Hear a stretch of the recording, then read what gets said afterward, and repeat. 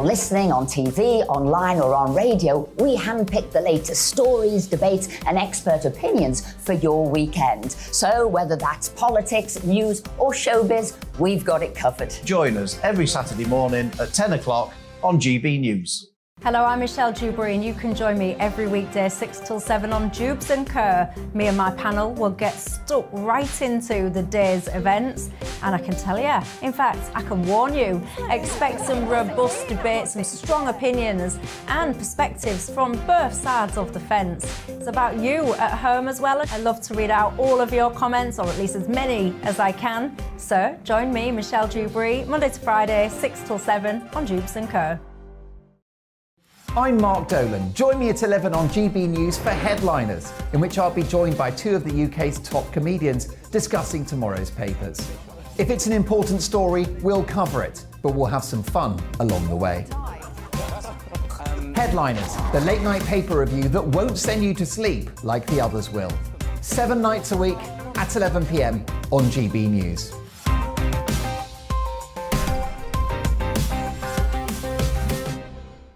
Monday to Thursday on GB News, it's Bev Turner Today from 10 a.m. We're going to be here for you, our GB News family, to keep you up to date, but also make you smile. There's a guy who went from puberty to adultery. And I can't wait to bring a few of my own opinions. I have no time for cultural totalitarianism. We'll engage in passionate, but always polite debate, with your thoughts and opinions at the centre of it all. Only on GB News, the People's Channel, Britain's news channel. I'm Mark White. As GB News Home and Security Editor, I cover those key issues that are so important to you. Our authorities, our communities doing all they can to combat violent crime. With the public services under unbearable strain, why are we still failing to control our borders? Defence, the first priority of any government, has been continually hollowed out. Can we trust our politicians to protect the armed forces? Join me, Mark White, on GB News.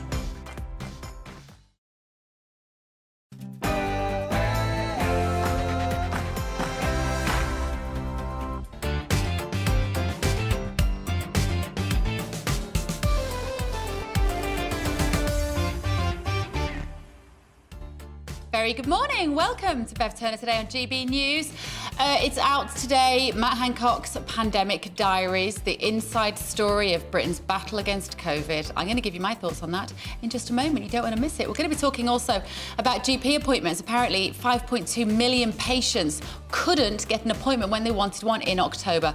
And new employees could soon have the right to ask for remote working the moment they start the job. Yes, that's right. We're going to be discussing all of that after a look at the latest news with Rosie.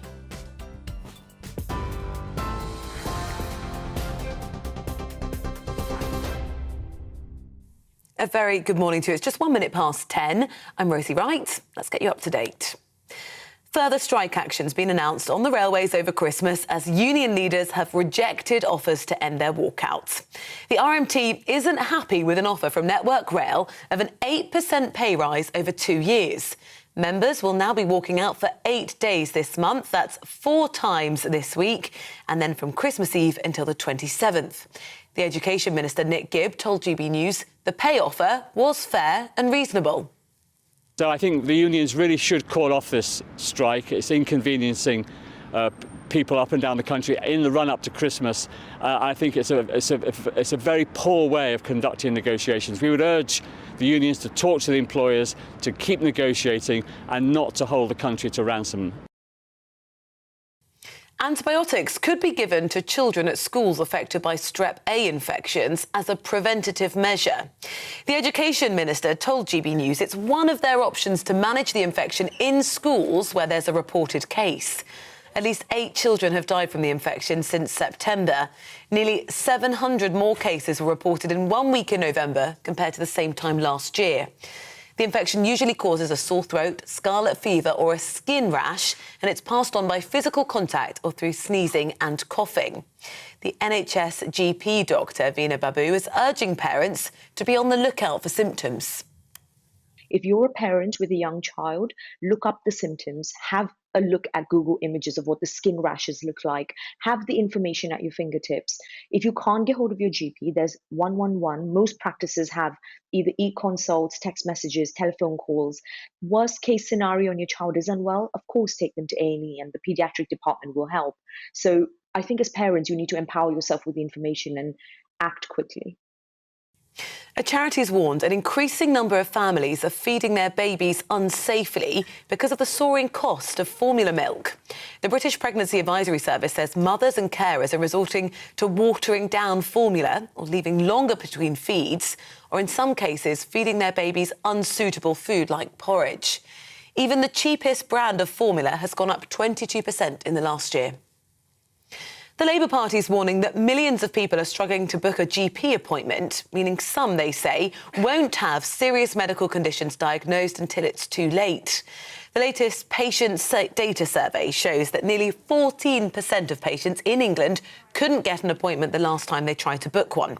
The Department for Health and Social Care says they're working to improve access so everyone who needs an appointment can get one within 2 weeks. Grocery inflation's dropped for the first time in almost 2 years. Data from Kantar shows in the 4 weeks to November, inflation was at 14.6%. That's down 0.1% from October. The market researcher, though, says the average cost of a shop is still £60 more than this time last year, and the price of some produce like milk and butter are rising. The National Farmers Union's urging the government to support primary producers to avoid a food supply crisis. The union's warning farmers are under strain from rising fuel, fertiliser and feed costs and says, as well as egg shortages, other foods could be impacted too. The Department for Environment, Food and Rural Affairs insists the UK has a high degree of food security. Russia's defence ministry claims Ukrainian drones have struck 2 air bases in south-central Russia last night. 3 servicemen were killed and 4 were wounded. Ukraine haven't claimed responsibility for the attack, which, if true, would be the deepest strikes inside the Russian heartland since the war began in February. The UK Health Security Agency has issued a severe cold weather alert for England, which could cause a risk to health. Cold Arctic air is set to move in across the UK, with temperatures plummeting as low as -10 degrees Celsius. Well, there's a warning for older people and those who are vulnerable with heart or lung conditions that they should do their best to try to stay warm. The American actress Kirstie Alley has died of cancer, aged 71. She was best known for her role as Rebecca Howe in the sitcom Cheers and in her role in the romantic comedy Look Who's Talking alongside John Travolta. In a tribute, Travolta said his time with her represented one of the most special relationships he'd ever had. You're up to date on GB News. I'll bring you more as it develops. Now, back to Bev.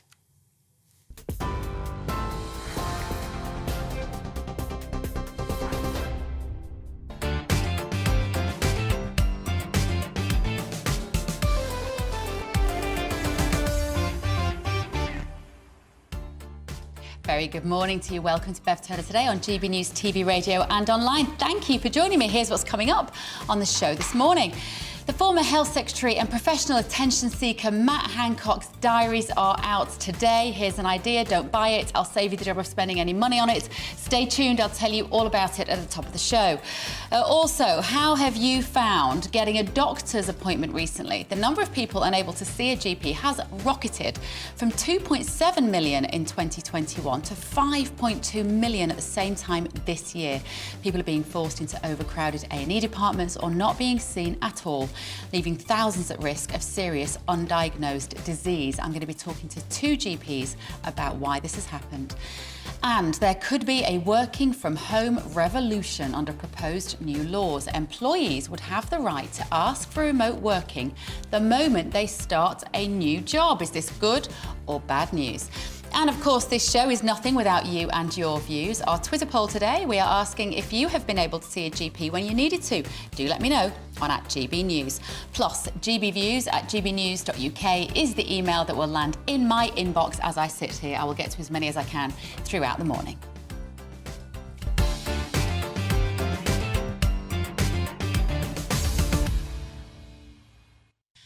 Now let's talk about Matt Hancock's pandemic diaries. Despite the historical significance of the COVID-19 overreaction, this is no Samuel Pepys recording the Great Fire of London. Think more Adrian Mole, an unreliable narrator displaying a total lack of self-awareness without anyone to tell him to grow the heck up. Hancock wants forgiveness, he says, for the mistake I made when I fell in love with Gina, but not, he emphasises, for how I handled the pandemic. In this regard, his conscience is bafflingly clear. But in my mind, what is crystal clear throughout the extracts is that his decision-making was never based upon trustworthy data, scientific analysis, or the result of compound critical thinking that allowed for all eventualities. I would say that his judgments cost not only lives then and now, but also careers, relationships, centuries of medical ethics destroyed. And those decisions were driven, in my opinion, by a need to bolster his own fragile ego.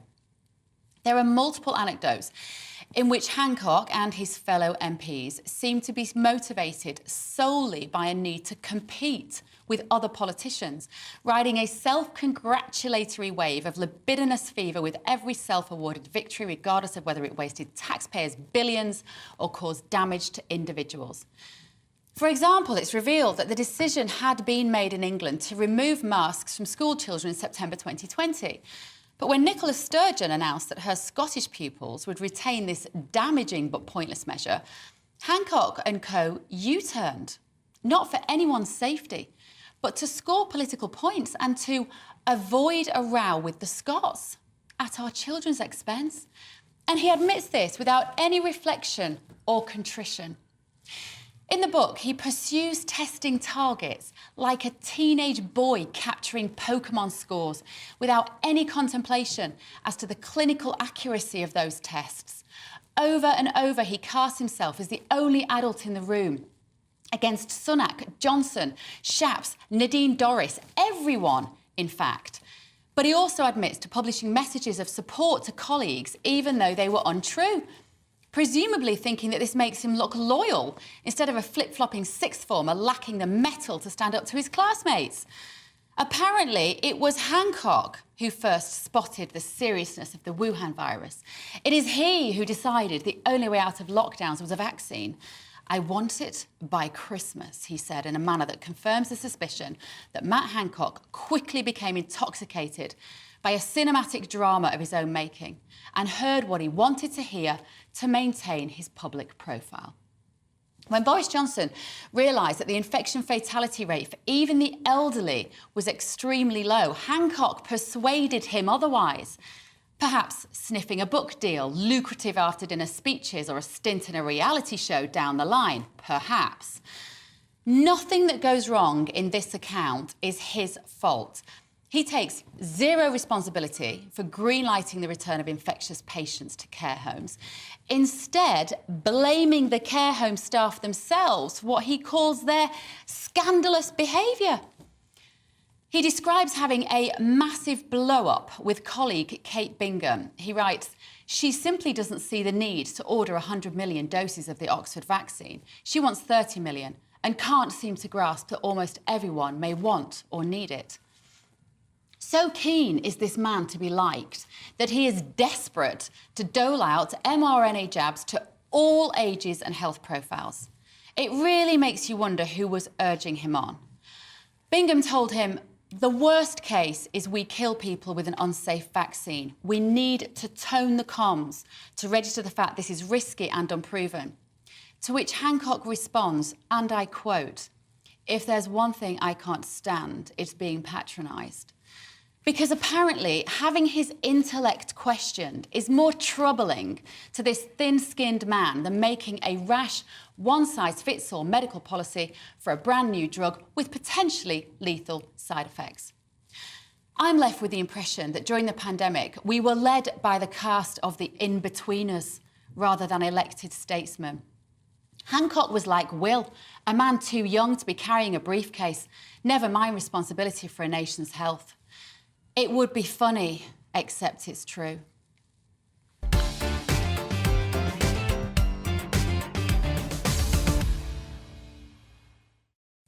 Let me know what you think. Now, listening to that was former Liberal Democrat MP and mate of Matt Hancock, Lembit Opik. Lembit, good morning. I'm sure you're ready to launch a staunch defence of your mate. Go for it. Well, first of all, I applaud your eloquence, and I'm sure many viewers will agree with it. I haven't finished reading the book. I actually got a copy last night, saw him for the first time last night, in fact. I just have a slightly different view to this. While I do feel they were guessing a lot of the time, I'm not sure other people would have done better. And to that extent, it's hardly surprising that a biography, essentially, a set of diaries written by Matt Hancock with help from Isabel Oakeshott, who's a very good writer, by the way, is going to put it their way. So I'm not going to slam you for what you said. I just think it's worth reading this to get a bit more balance. And, well, you might argue that he was like the Will character in Between Us, and I applaud the analogy. In reality, nobody'd been in this position before, not in modern times. You'd have to go back to the Spanish flu or the Great Plague of 1665. But you know what, Lembit? You know what? We had a pandemic preparedness plan. It had been fine-tuned over decades for this exact eventuality. And they just ripped it up and said, what we're going to do instead is we're going to quarantine the healthy. And I'm sorry, but they have never justified that. And this book should have more of an explanation, a bit less of Matt Hancock mills and booning his own story, and more Matt Hancock explaining the logic, because that's what we've never had. First of all, it is very readable, and it is a bit of a page-turner because it's written as a diary. Now, I think to do what you've just described, Matt Hancock would have had to rewrite his diary retrospectively. I think what you do see is a lot of guesswork in government. Is Matt responsible for that? Well, he has to take responsibility in the same sense that he has to take responsibility for some of the mistakes he made, quite obviously. But at the same time, I'm not sure other people could do better. I would also agree with your inference. I don't think that this country was prepared for the pandemic. So much guesswork. I now remain very skeptical about the benefit of the lockdown at all. But once again, you know, what do you want from Matt? Contrition. People say he should be sitting in sackcloth and ashes at home because he killed people. He didn't deliberately kill anybody. And in that sense, and we all know people who died, in that sense, what you see is an insight to government. Not all of it is edifying. You're right. Not all of it is edifying. But at the same time, you do see, in my view, a fairly honest analysis of the level of guesswork that was going on, and one person's attempt to do his best. Unless, of course, you think he deliberately didn't do his best. No, I don't think it's not that I don't think he did his best. I think his best was driven by the wrong motives, which I think, and I kind of speculated about this, but now we have it on black and white on the page from his own words. The suspicion was that he was driven by his own personal frailties, his own lack of ego, his lack of self-esteem. And I genuinely think there's a lot of people who heard what they wanted to hear throughout that time. What's so disturbing is that there was nobody around him to say, you might have got this wrong. And I think you saying a lot of guesswork. Well, I don't think it was guesswork, because I think the problem was they were never looking for both sides of the story. There were always other immunologists, virologists, doctors who would say, well, hang on, we have different data. We're looking at Italy, we're looking at China. We're looking at what's happened. We're looking at the Diamond Princess cruise liner, which was actually a fantastic petri dish, if you like, of infection control and what happened there. And he didn't go to any of those people. He just went to the people that I feel like he wanted to hear from in order to maintain the drama. That's the most disturbing thing. How is he now, by the way, out of the jungle? You were there with him last night. Is he riding a wave of success and feeling ever so good about himself? Well, on the two answers are connected. On the first one, you can portray him as a terrible demon. It's just not the person I know. And in terms of the second question, he's lost a lot of weight. I reckon he's lost about 12 kilos. He looks extremely gaunt. But that's what happens when you go into the jungle. That's not probably because of anything else there. How was he? Well, actually, I thought he was fairly humble yesterday. The person you're describing wasn't the person who made the speech last night. People need to make their own judgments if they do buy the book. I still think that what you're seeing here is a man who is trying to justify what he did. I would do the same in his position. He was briefly, I think, the most unpopular person in Britain. The irony is he doesn't justify it. He doesn't even go close to justifying it. He justifies his decision to fall in love with his girlfriend. He does that really, really well. But what he doesn't explain is the logic and the science and the data analysis that was going on behind the scenes whilst people were struggling and continue to do so to this day. But listen, I appreciate your input. It's very hard to get anybody to defend Matt Hancock. All respect to you, Lembit Opik, there in the garden. You must be very cold. I haven't got shares. OK, I hope he signed it for you. Right, thank you so much. Don't forget to let me know what you think, gbviews@gbnews.uk, and I'd love to hear your thoughts on it. Also, we've got this Twitter poll going on this morning. This is about the fact that 5 million people could not get a doctor's appointment, a GP's appointment in October. And I'm asking whether you have been able to get to see your GP when you need to. 73% of you so far say that you cannot. If the 27% of you that can, let me know how. What is your doctor doing differently? Cast your vote now. As always, as I say, send us an email, gbviews@gbnews.uk, or tweet me at gbnews. Now, after the break, I'm going to be joined by my panel for the first time, political editor at the Daily Express, Sam Lister, and the immediate past president of the Law Society of England and Wales, Stephanie Boyce. It is time now for a quick break.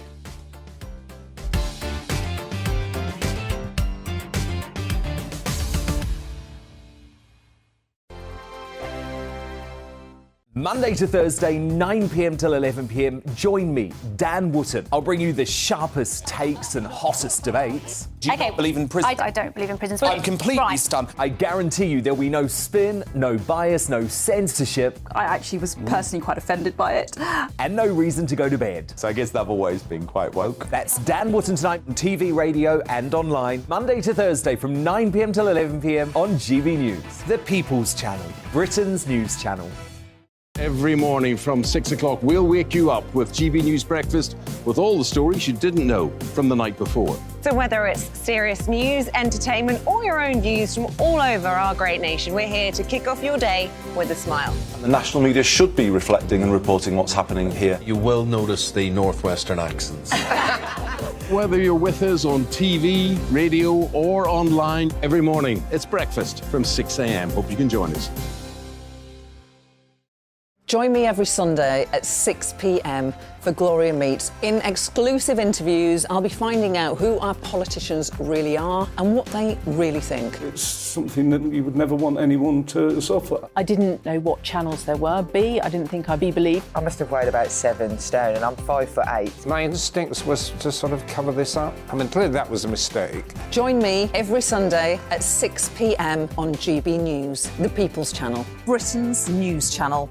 Hello there, it's Eamon Holmes here from Breakfast on GB News. We're not just on your television and your screens, you know. We're on DAB plus digital radio, so you can listen to your favourite shows on the move. If you've not yet listened to GB News Radio, it's very simple. We're on your radio player and tune-in apps, on your smart speaker, phone or tablet, or online at gbnews.uk. Take us with you wherever you go. GB News Radio. You never have to miss a moment of the People's Channel.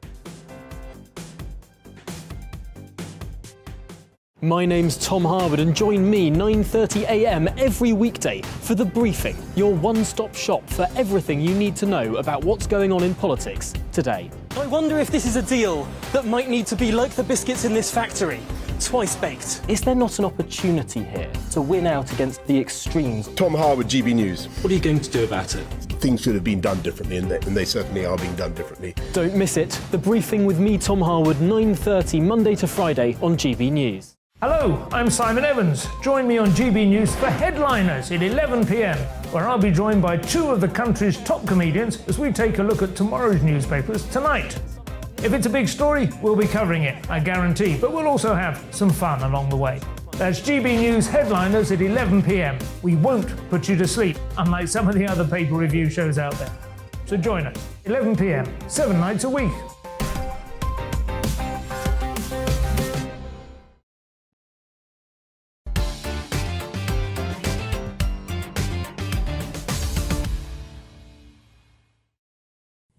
Good Good morning, it's 10:22. This is Bev Turner today on GB News. Let me introduce you to my panel. This morning, I'm delighted to be joined by political editor of the Daily Express, Sam Lister. Good morning, Sam. Morning. And immediate past president of the Law Society of England and Wales, Stephanie Boyce. Now, immediate past president means you were the president until very recently. Until about 7 weeks ago. Okay, Absolutely. excellent, right. All right, you've got some stories that have caught your eye this morning. Sam, let's go for it. Rail strikes, Mick Lynch the Grinch. He's going to ruin Christmas, isn't he? Absolutely. I mean, he could have given the nation the best present they could have wanted by calling off these strikes, but actually he's turned the screw. He's gone further. He's announced extra strikes on top of the series of walkouts in the run-up to Christmas that we were already enduring. And so there's a strike on Christmas Eve now, there's a strike on the day after Boxing Day. So you're going to have that big period where people just cannot travel by train at all. You also get the knock-on effects either side. You've got that whole week before in the run-up to Christmas where there's just a series of strikes, and again you get these knock-on days. So it really is going to be incredibly painful for anybody who uses the rail network over the next few weeks. Do you think that actually the public have been quite on side? A lot of polls have shown that you know, we're supporting the people power. It feels a bit David and Goliath. You've got these big corporations making profits and you've got the workers, and suddenly I think the patience is going to be tested over Christmas. I think the public will turn against them. Yeah, and I think so. I think actually most people are very sympathetic to the fact that actually everyone's really struggling at the moment. Unless you're particularly fortunate, you know, the cost of your heating, all those, you know, cost of your shopping, mortgages, etc. So I think there is a lot of sympathy actually for people wanting workers to have better deals across all kinds of industries and sectors. So I don't think it's quite as straightforward as the government, you know, playing kind of hardball on this, and they'll get a lot of people behind them. I think they've got to be quite careful because people know that people are struggling. But by the same token, he's really, really, really making life miserable for ordinary people. And I was quite struck in the Times today. There's some figures in there about what the impact this is going to have. Next week's strikes are expected to cost the economy £1.7 billion. £1.7 billion. And the Nighttime Industries Association said its members took a 40% hit on strike days. 40% hit. Now, obviously, businesses are really struggling. They've come out of the pandemic. A lot of businesses are on the brink. This is not the time to hit small businesses. Stephanie, what do you think? Because, of course, if you're in a negotiating position and you're a lawyer, it's a brilliant position to be in. I mean, he's got them over a barrel, hasn't he? Well, I think that's the problem. And just, you know, adding to what Sam has said, first of all, there's a raft of industrial disputes which is gripping the country at the moment. We are not in good shape. And for some and for many, you know, it's at a time of misery and where some of us perhaps could, you know, go to relatives' homes to keep warm, to be fed. That's all now in jeopardy. But, you know, the RMT says that there is no choice. And some of the things that they speak about is the closure of booking offices, the automation, technology's role in all of this. Now, I don't agree that we should be closing all the booking offices. Well, absolutely, because there is a number of reasons why we need human beings on site to be able to deal with some of the issues. How very old-fashioned of you, Stephanie. I know. Human beings, we don't need them, do we? Isn't it just all tech and machines and flick our phone and it all happens? Well, absolutely. So there are some issues that are being discussed and debated. There have been long-running issues, such as whether we need one or two persons on a train and so forth. Quite frankly, coming in on the train this morning, I would have preferred the heat to have been on, and for the train to have run on time. But there are some real issues at play here. And, of course, all the things that Sam has said, there are people at the heart of all of this. And the bigger question, of course, is, with all of these disputes ongoing, where is the money going to come from? Absolutely. And it's, you know what bothers me a bit, like we were just talking about Matt Hancock, it's the teenagers that can't afford to jump in an Uber. It's the poor people who can't afford to jump in an Uber and a black cab. These are the ones who are going to be stuck at home and not be able to see other people. Right, two people who do not struggle with the ability to pay for an Uber. Meghan and Harry, their Netflix series starts Thursday night, I think it is, isn't it? There are trailers everywhere. Sam Lister, how is the Daily Express handling this story? Well, you know, readers are quite fed up about all this. I mean, you know, who needs the new season of The Crown when you've got Harry and Meghan constantly feeding this, you know, the press coverage? There's your front page. You know, everybody's splashing on it today. Which front? I think it's only the FT that hasn't got it on the front. All-out war now. Harry says the Palace played a dirty game. There's going to be no coming back from this for them, is there? I think it's really hard. And you have to bear in mind that this couple said they wanted to leave the UK because they wanted to get away from this intrusion into their private lives. And then all they've done since they've gone away is actually sell their private lives to Netflix and to Spotify. Do you have sympathy, Stephanie? Well, for them? I was going to ask the question, why not? I mean, first of all, I'm not surprised by some of the articles that have appeared in today's press around the documentary, the Netflix documentary. I, for one, cannot wait to view it, to read the book, because I would like to make up my own mind, for my own opinion, as to some of the things that I will see and I will read, rather than being spoon-fed by the press. The British press is notorious. And I think that the British public are smart enough to make up their own minds, given the opportunity to view the documentary and read the book. At the heart of this is a family in crisis. One of the world's most famous families are airing their issues very publicly. But on the other side of this are individuals like myself who are very interested to know and hear from Harry and Meghan what has gone on. Do you have suspicions that they might have been the victims of the firm, of the royal family, placing stories about them that were derogatory? And do you think this documentary will therefore confirm or upturn those particular rumours and whispers? Like, what do you want to see from it? Well, if they are, then it's not new, because, go back to 1930-something, with Edward VII and Mrs. Simpson. We heard all of this before, and of course, in this frenzy of social media and 24-hour news, it will be interesting to hear what they have got to say, because we will hear directly from them. And of course, it's going to be a bit of drama and glitz, because it's Netflix. But as I say, I'm keen to hear what they've got to say and to hear it from them directly. Sam, I don't know whether you watched The Crown. I do, yeah. Oh, right, yeah, OK. Yeah. Well, I'm up to date with it as well. Oh, are you? Yeah, You're ahead of me. Well, I'm only on to season 2, but I tell you what, it's given me a real insight. I mean, it's ridiculous, isn't it? We know it's a fictionalised version, right? But what I've failed, I think, to appreciate before is how nervous the royal family have been for so many years that they will not exist anymore. Yeah. And that actually a lot of the drivers for the decision-making is about maintaining that infrastructure and that hierarchy. Do you think that these two have the power to genuinely undermine the royal family?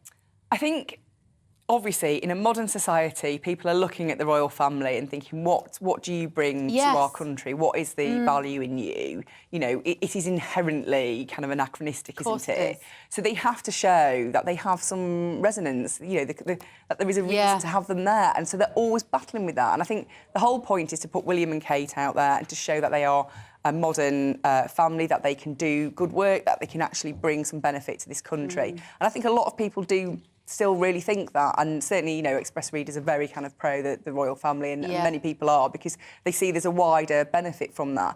But I think to have this constant kind of stone throwing does not help, and it kind of permeates people's opinions of the royal family. And Stephanie, as a woman who has broken down barriers with race yourself, and growing up in a council house, and you've seen it all, right, to get to the position you've got to. I feel so sad that Meghan Markle should have been a trailblazer, and she blew it, didn't she? Well, I remember the wedding day. Do you remember the diverse? Like, it was fabulous. It was a celebration, and we were like, OK, she's dragging this ancient institution into the 21st century, and then it all went wrong. Absolutely. But how did she blow it? How did she blow it? And that's why I'm saying, and others will say, that's why we want to hear from them, because we were having this conversation. I'm not that old, but we were having this conversation around Princess Diana 20-something years ago. Yeah. For whatever reason, she blew it. So I'm keen to hear from the Duke and Duchess of Sussex what happened. And it's not, we're about a week on from another issue that arose with the royal family, or the royal household, last week. And that was around a senior member of the royal household who got caught up in a racism row. Yeah. People of this generation are keen to see their relevance, how modern they are, how they've moved on, how they've kept up with the times. Britain is a multicultural, diverse nation, and we want to see representation. Representation matters. Well, we're going to talk about that, I think, in our next section as well. And Ghazi Falani, she's been talking about the terrible racism that she said she's been subjected to since that episode. Don't go anywhere, will you? After the break, around 5.2 million people missed out on a doctor's appointment in October. The Labour Party said that this is one of the reasons is due to practices not allowing patients to book in advance. So how do we free up appointments? We're going to be talking to a couple of GPs about all of that after the morning's news.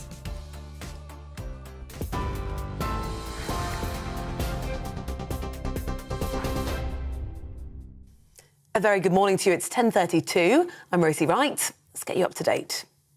Further strike action's been announced on the railways over Christmas as union leaders have rejected offers to end their walkout.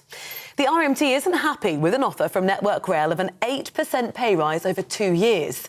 Members will now walk out for 8 days this month. That's 4 times next week, and then from Christmas Eve until the 27th. Antibiotics could be given to children at schools affected by Strep A infections as a preventative measure. The Education Minister, Nick Gibb, told GB News it's one of their options to manage the infection in schools with a reported case. Nearly 700 more cases were reported in 1 week in November compared to the same time last year. At least 9 children have died from the infection since September. The Labour Party is warning that millions of people are struggling to book a GP appointment, saying some won't have serious medical conditions diagnosed until it's too late. Patient survey data shows nearly 14% of patients in England couldn't get an appointment the last time they tried to book one. The Department for Health and Social Care says they're working improving access so that everyone who needs an appointment can get one within 2 weeks. Grocery inflation's dropped for the first time in almost 2 years. Data from Kantar shows that in the 4 weeks to November, inflation was at 14.6%. That is down 0.1% from October. The market researcher, though, says the average cost of a shop is still £60 more than this time last year, and the price of some produce like milk, dog food and butter are still rising. The American actress Kirstie Alley has died of cancer, aged 71. She was best known for her role as Rebecca Howe in the sitcom Cheers and in her role in the romantic comedy Look Who's Talking alongside John Travolta. In a tribute, Travolta said his time with her represented one of the most special relationships he'd ever had. We're on your TV, online and DAB+ radio. It's GB News.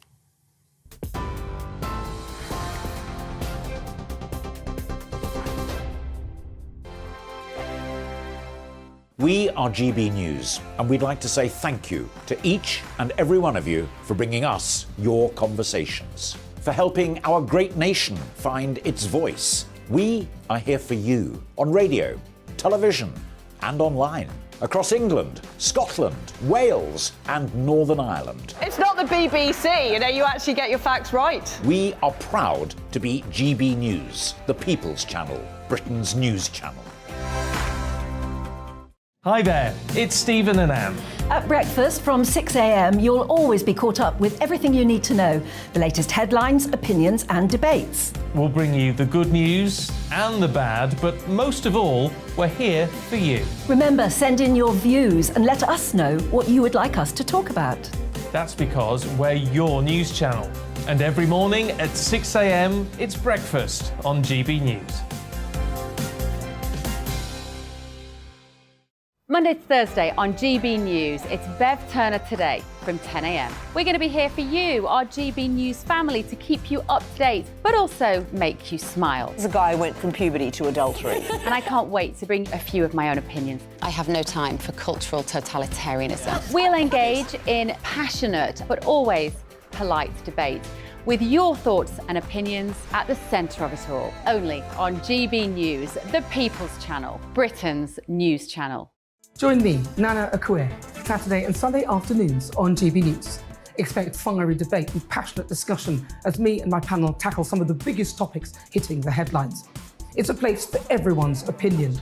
No one gets cancelled, but no one gets an easy ride. Oh, she's on it today! Be ready for conversations that are fierce, frank, and of course, fun. Every Saturday and Sunday afternoon from 4 p.m. on GB News, the People's Channel. Join my show Farage, 7 p.m. till 8 p.m. Monday through Thursday. And there you will get opinion, analysis, debate, and I'll cover stories that nobody else dares to touch. You've been cancelled. Join the club. Oh my goodness me. And then for the last 15 minutes, talking pints. We're over a drink. We have a civilised conversation with someone. We very often disagree, but we do it in a grown-up way. Come and join me on Farage. We are GB News, the People's Channel. And right across the United Kingdom. You can find us on Sky Channel 512, Virgin Media Channel 604, Freesat Channel 216, Freeview Channel 236, and YouView Channel 236. You can also take us with you on DAB Plus Radio, with the GB News app and at the website gbnews.uk. We're absolutely everywhere. Come join us on GB News, the People's Channel, Britain's news channel.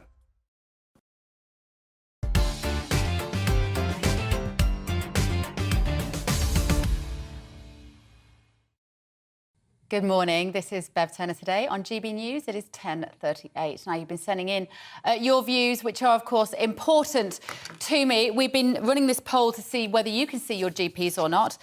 This tweeter has said, on Friday, I rang up at 4:35, got a phone appointment after initially being told that none were available. The GP then called me, asked me to come into the surgery, saw me at 5:20, antibiotics in hand by 5:35. I do like the good news stories as well. It gives me some hope.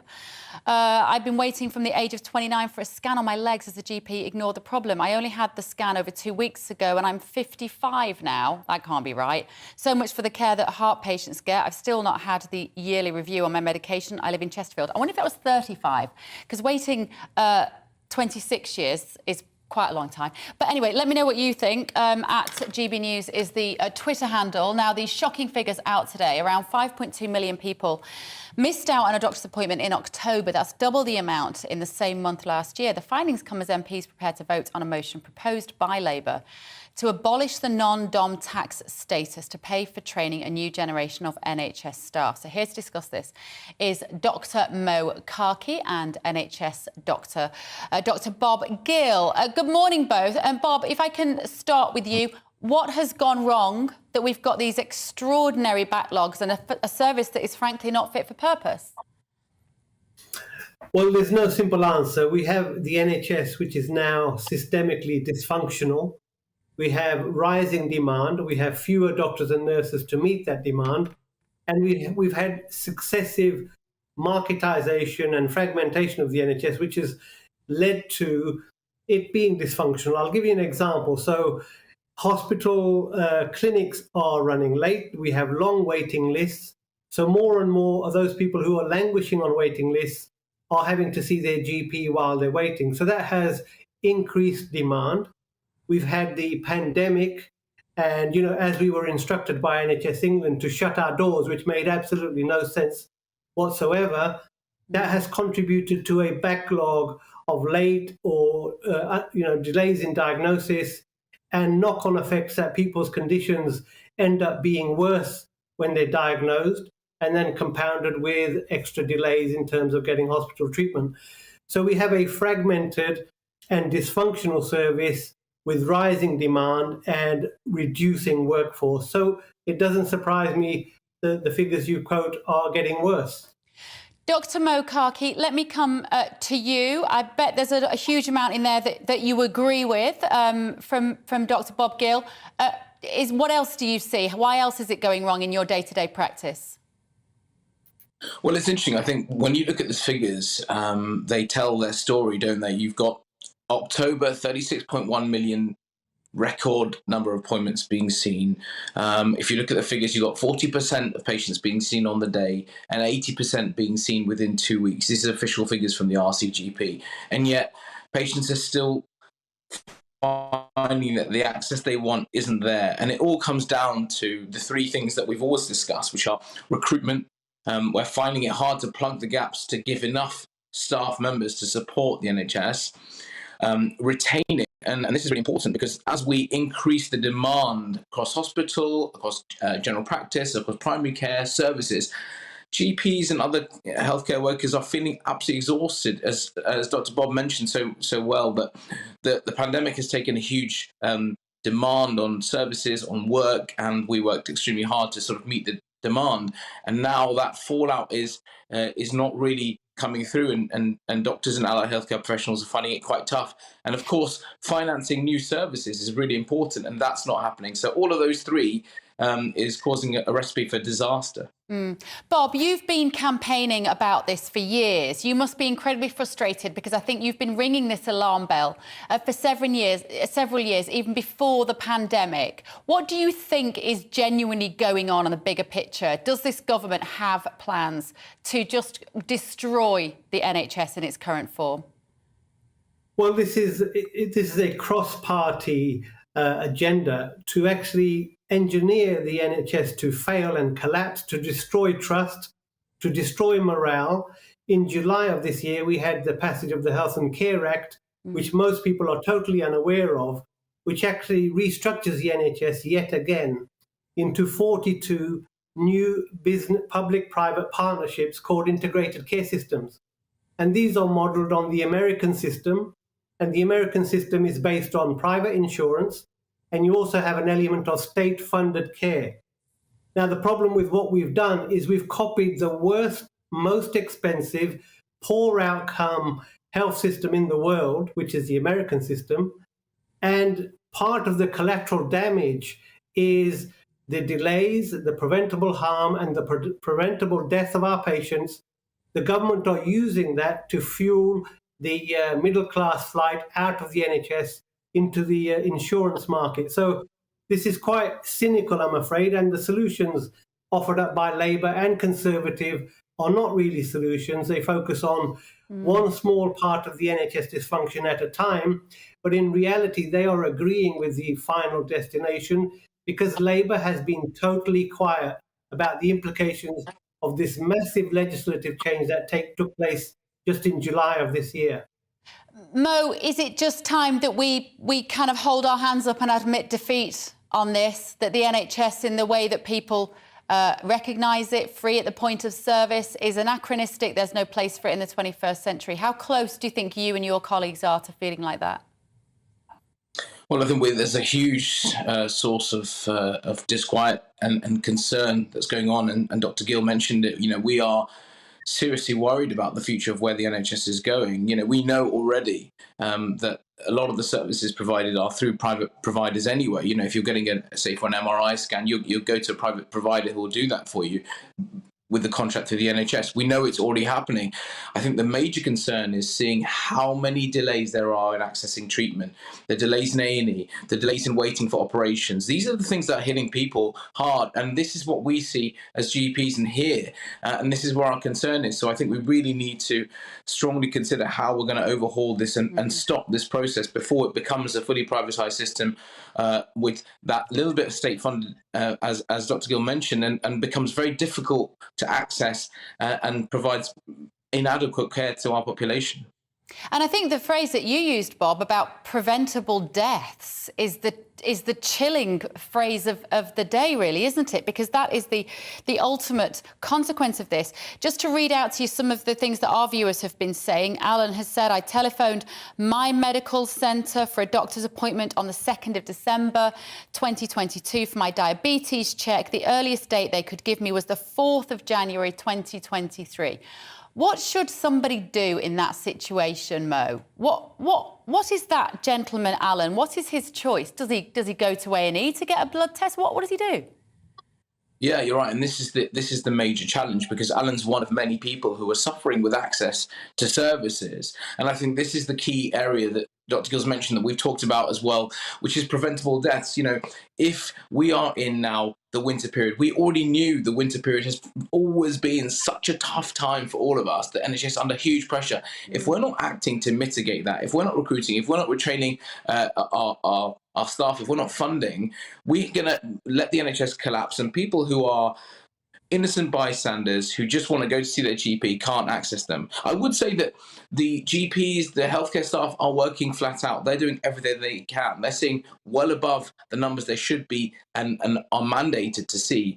But the problem is the system won't let them work any harder. And in fact, it's collapsing under them and pulling the rug from beneath them. So I think we really need to think about systemically looking at how we resolve this to really step up and address the challenges we're facing post-COVID. Now, Bob, you'd say the will is not there. The will is not there from either political party to rescue the NHS, is it? No, exactly. They have signed up to this agenda of Americanization. The World Economic Forum decided back in 2012 that they would copy the American managed care model. But in terms of the damage being done at the moment, in October alone, there were 44,000 people who were decided ill enough to require a bed in the NHS, 44,000 in 1 month, waiting over 12 hours for a bed. And we know from studies that for every 80 patients waiting, there will be one preventable death. Now, why isn't this all over the news? We had a daily catalogue of death and misery to enforce the pandemic lockdowns, but yet most of the media is silent about what's unfolding in our A&E departments up and down the country. I was very impressed with Lord Sicker, who in Parliament, in the House of Lords, actually called this democide. This is where our governments are overseeing the preventable mass harm and death of patients. This is where we've got to. And the public need to realise that healthcare professionals and patients are on the same side of this problem. We mustn't start blaming each other for the problem and look higher up, look at government policy and what their ultimate objective is, which is quite inhumane and actually totally dystopian future they want to take us to. OK, thank you, gentlemen. Thank you so much. Dr Mokarki there and Dr Bob Gill with that very bleak analysis of the situation on the NHS. Lots of you have been getting in touch. We've got this Twitter poll running this morning. Can you see a GP when you need to? And nearly 73% of you are saying no. Now, moving on. Would you have the nerve to ask your boss to work from home on the very first day at your new job? Well, under new laws drawn up by ministers, millions of workers will have the right to request working from home on their very first shift. The government wants to allow for more flexible working to improve work-life blend or balance. But is this a welcome move? Well, here to discuss this is economic commentator Laurie Leybourne-Langton. Hello, Laurie. Good morning. Now, what is now you're clearly at home. You're not in an office. So, plus you live in Devon. Frankly, why wouldn't you work from home when you live in Devon and you can presumably go and have a little swim in the sea or walk in the countryside at lunchtime? What's your position? Is this a fantastic move, this new working from home revolution? Well, I think that revolution has already happened, partly stimulated by COVID. For the jobs, of course, that can do it, not all jobs can. And for me, the government making it so that people can request, because that's what it is, remember, you can put in a request to work from home, is a useful development because hopefully it can be part of a wider process of making sure that we're repairing the destruction to workers' rights that's happened over many years now, which we've seen all over the economy. You say that it's a request, but as we know, a lot of employers are terrified these days of upsetting their employees and not doing the right thing. So I could imagine there's going to be a lot of employers are going to feel that they have to accept these requests for working from home, even if it's not necessarily what's going to suit their business. Do you think, Laurie, I don't know whether you're still there, but do you think that there are going to be negatives for this? For not only the businesses, but also the individuals, because isn't it quite nice to hang out with your mates in the office? It's good for your mental health, isn't it, not to be sat at your dining room table every day? 100%. This is all about balance, right? You don't want to be in a situation where people are left lonely or under-supported and with a lack of social contact at home. I think that's too far in one direction. I think what's happening now is a lot of workplaces that do offer flexibility and hybrid working are developing the idea of anchor days, days where you are expected to come into the office and where employees themselves recognise that that's a good thing to do because of all the things that you just listed. But of course, we must remember that this is not every single job across the country. Vast parts of the economy cannot work from home. And so this still is a kind of an offer to people in certain types of jobs. And often those jobs can be, better paid and so on. And we must remember that there is a wider erosion of workers' rights across the economy. And we cannot just fixate on hybrid working as the one thing that needs to happen to help with those rights. OK, I want to bring in former newspaper editor and media consultant Neil Wallace now as well. Neil, did you hear that? So some employers now will give you an anchor day where you go back into the office just to check in and make sure you're OK rather than being in the office 5 days a week. What do you make of it? What I really make of it is that it's one of those classic superficial ideas that seem to be very good and very satisfying. But if you take a long-term view of it, it's going to be damaging and destructive for the businesses that basically generate the money that runs this country. So I see that gentleman there lives in Devon, and it's very nice for him to be able to work from home, etc. I could work from home to some extent. It's very good for a limited group of people at a certain point in their career, I suspect. But what you need in very big areas of business, of economy, is to actually work with other people because you learn how to do your job, you learn how to interact with people, you learn how to change and move and get ideas and to understand there are different ways of doing it, and you simply can't do that. Me talking to you down the line and this gentleman, me and him standing at a water cooler chatting about a particular issue is so productive. I will learn from him. He will hear thoughts that may not have cropped up into his mind, that have only cropped up this second. That doing this in a set piece interview like we are now, and you will know this more than anybody, that you go away from this meeting and think, oh, I wish I'd said that. Oh, that's a good idea. And that's what you're not getting. But more important, me is not learning from each other in that casual intercourse that comes from an office environment. Laurie, do you think... sorry, Neil, to interrupt you, but Laurie, we don't want to sound like we're being Devonist. We're both just clearly very jealous about the fact that you get to live in Devon. We don't want to discriminate you.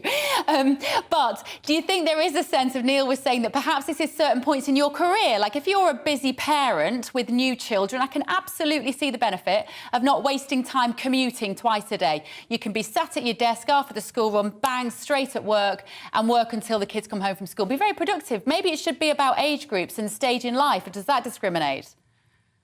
Yeah, and I think that there are other examples like people with caring requirements. It's immensely difficult for people who could work from home. Again, not all industries can, who have got caring requirements. This opens up a whole new world of possibility for them, right? And the possibility to be productive as well.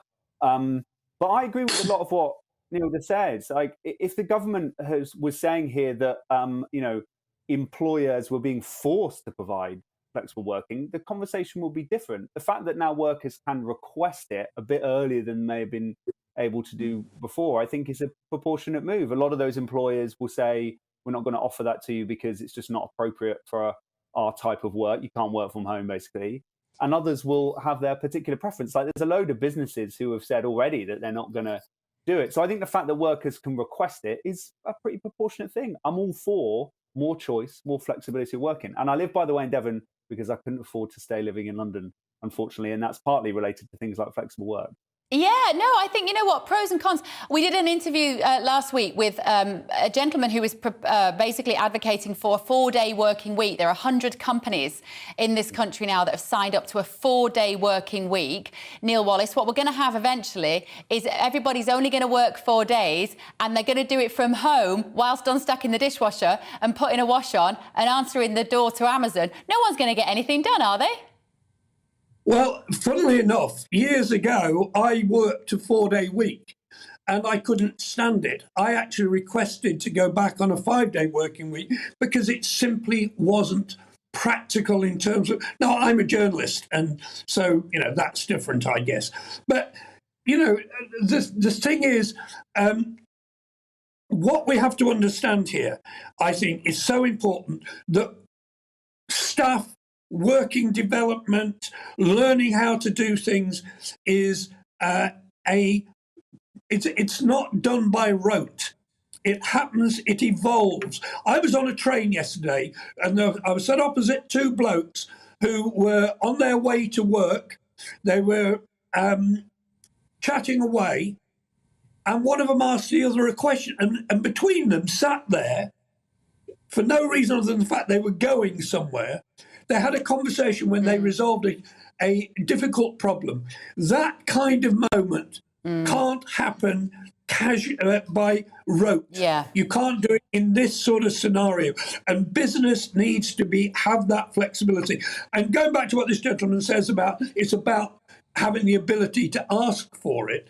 Well, we know we're in a world where if you are entitled to ask for something, people very often will, and there becomes a pressure on an employee to fear what happens if you refuse. And certainly I wouldn't do it. I wouldn't have it. Yeah.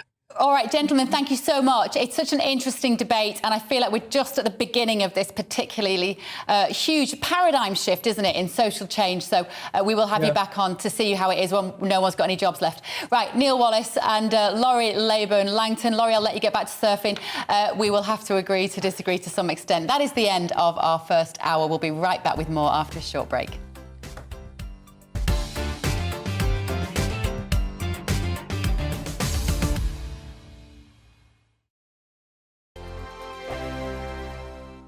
Monday to Thursday nights on GB News. At 6, it's Dubes & Co. 7 o'clock, Farage. At 8, join Mark Stein. And at 9, Dan Wootton Tonight, followed by Headliners. On TV, radio and online. This is GB News. Here on GB News Live, we'll be keeping you in the picture, finding out what's happening across the country and finding out why it matters to you. We'll have the facts fast with our team of reporters and specialist correspondents. Wherever it's happening, we'll be there from 12 noon on TV, radio and online. GB News, the People's Channel, Britain's news channel.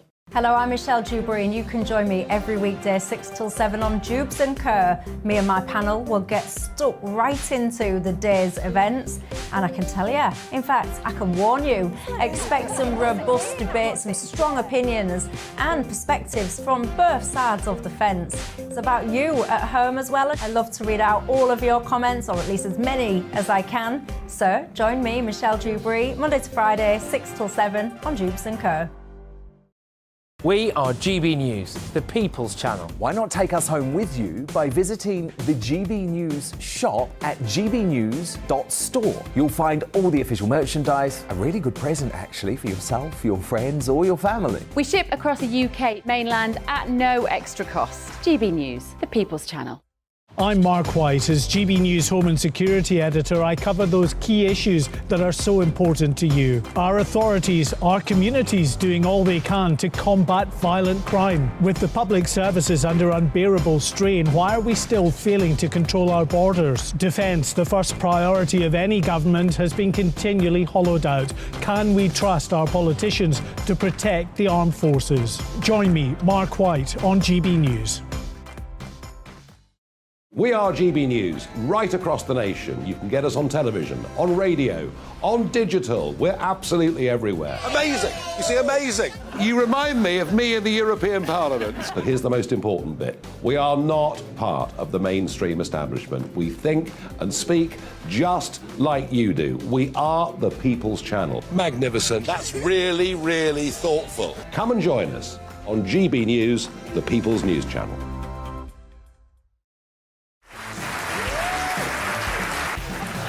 My name is Andrew Doyle. Join me every Sunday evening at 7 p.m. for Free Speech Nation. This is a show where we address current affairs and news stories of the week with the help of two wonderful comedian panellists. I brought in comics because I want to give it a lighter edge, and also they work for less. See you there.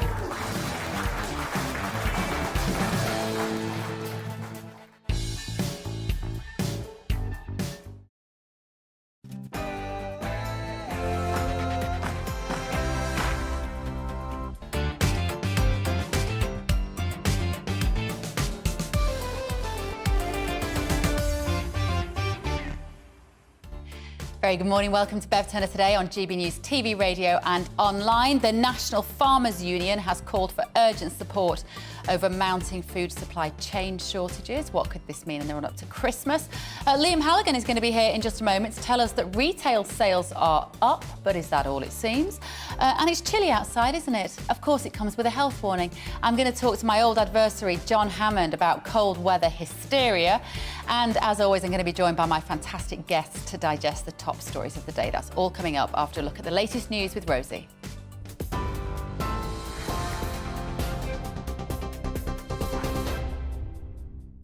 A very good morning to you. 2 minutes past 11. I'm Rosie Wright. Let's get you up to date.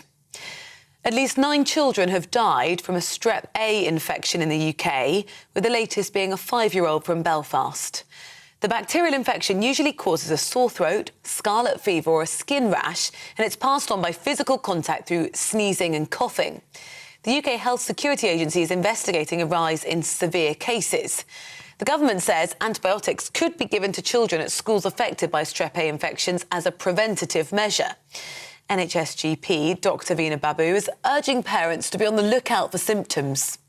If you're a parent with a young child, look up the symptoms, have a look at Google images of what the skin rashes look like, have the information at your fingertips. If you can't get hold of your GP, there's 111. Most practices have either e-consults, text messages, telephone calls. Worst case scenario and your child is unwell, of course, take them to A&E and the pediatric department will help. So I think as parents, you need to empower yourself with the information and act quickly. Further strike action's been announced on the railways over Christmas as union leaders rejected offers to end their walkout. The RMT isn't happy with an offer from Network Rail of an 8% pay rise over 2 years. Members will now walk out for 8 days this month, that's 4 days next week, and then from Christmas Eve until the 27th.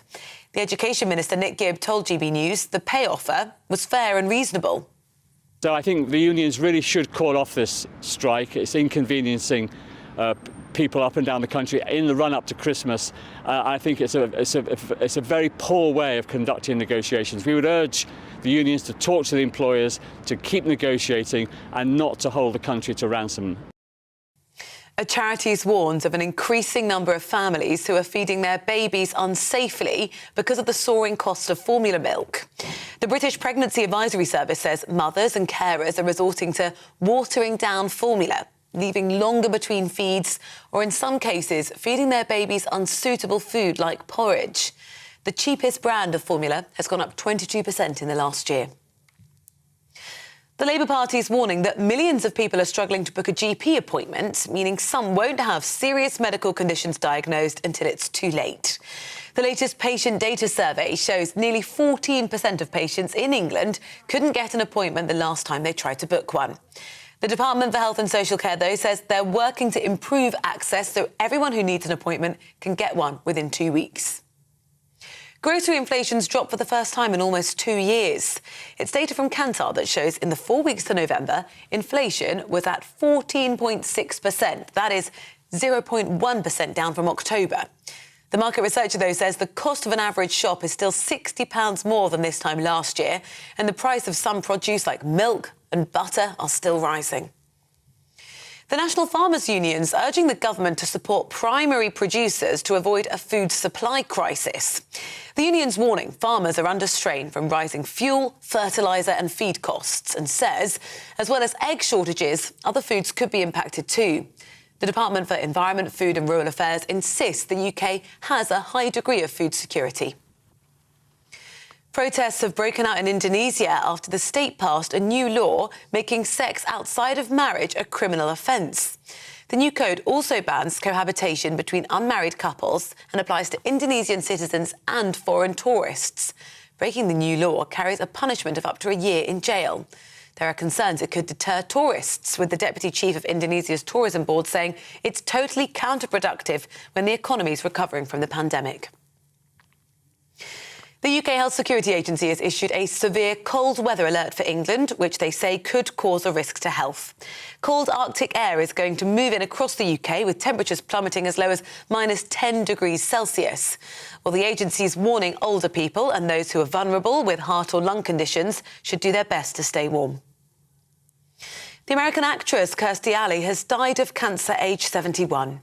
She was best known for her role as Rebecca Howe in the sitcom Cheers and in the romantic comedy Look Who's Talking alongside John Travolta. In a tribute, Travolta said his time with her represented one of the most special relationships he'd ever had. You're now up to date. I'll bring you more as it happens. Now back to Bev.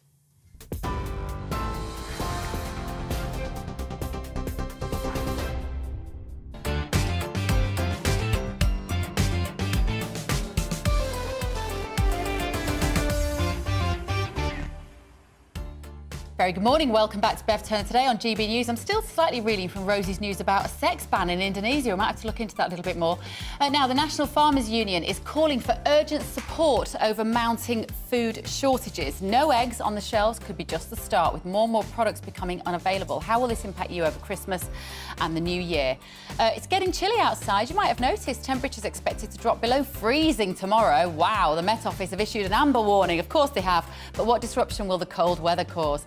I'm going to be also joined by my fantastic panel with a look at today's biggest stories, including news that Oxfordshire County Council is set to trial a climate lockdown starting in 2024. That's more in about 20 minutes' time. And of course, this show is nothing without you and your views. Today on Twitter, we have a poll asking, as 5 million people could not book a doctor's appointment in October, can you see your GP when you need to? Cast your vote now. We will get to the results at the end of the show. And also email me gbviews@gbnews.uk or tweet me to give me your opinion on anything and everything we are discussing.